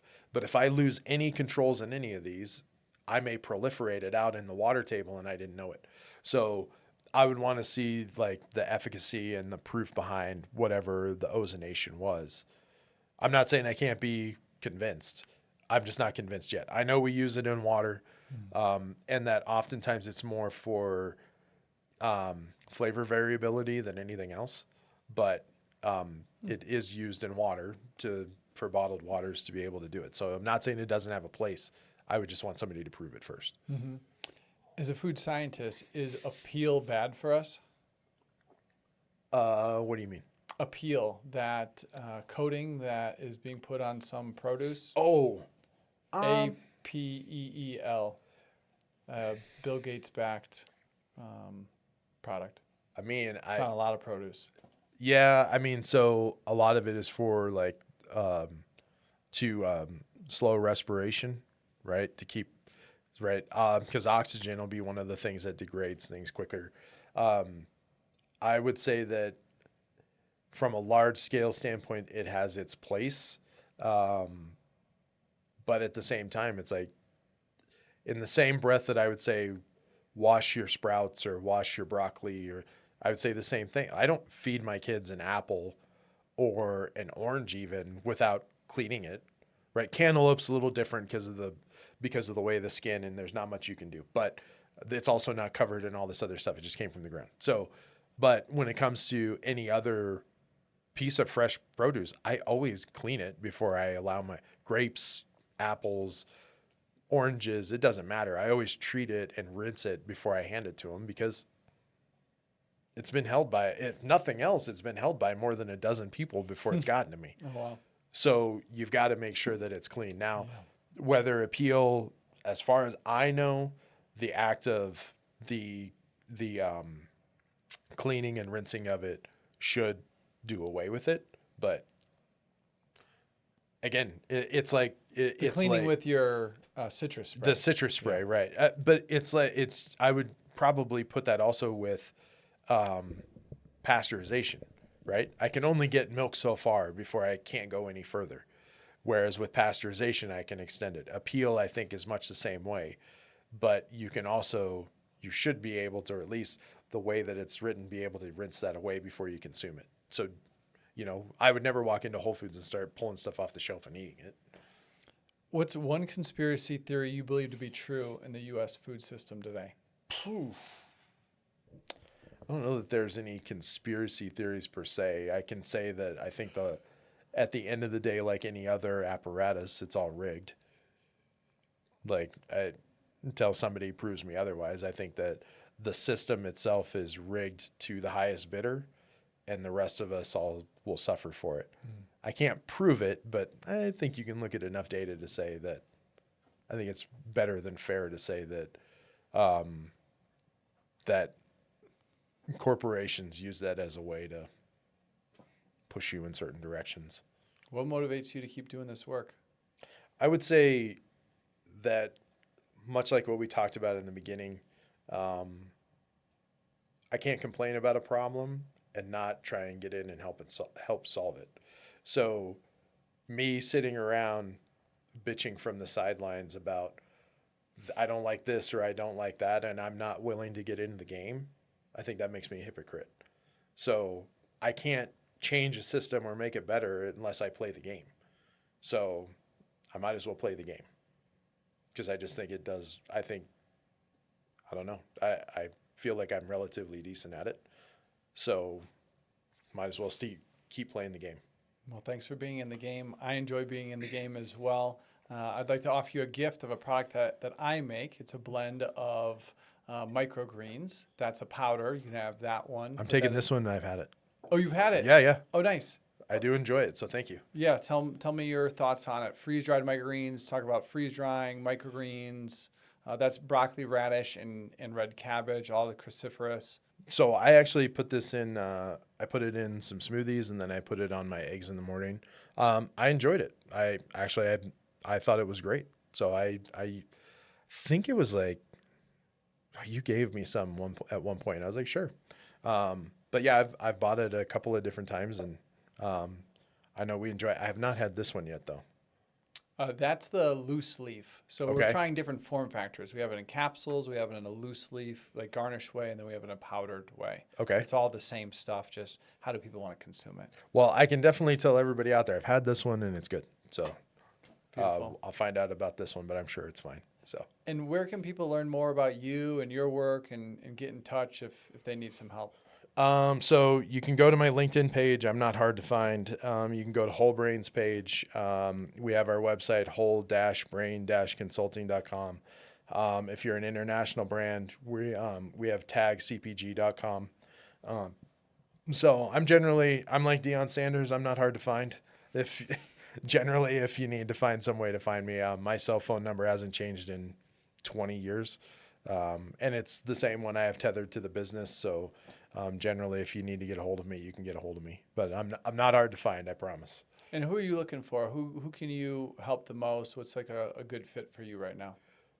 Honestly, so we always tell everybody, if you're in the farmer's market, I'm probably not going to be helpful. But if you're emerging out of the farmer's market, that's something that we can definitely help with. Now, secondarily to all that, I will say, like with the Startup Colorado stuff and the things I do with the Department of Ag, if you're at the farmer's market and it's something that I can help answer relatively, I don't want to say quickly because that means like I'm trying to get you off my plate. But if you're having a problem, like how do I go from here to here, I'm always happy to be like, hey, think about it this way and try it this way. Like I generally, whether you can pay me or not, I generally will answer questions if I can be of help. Like, hey, I've seen this. I've seen it done this way. Do this.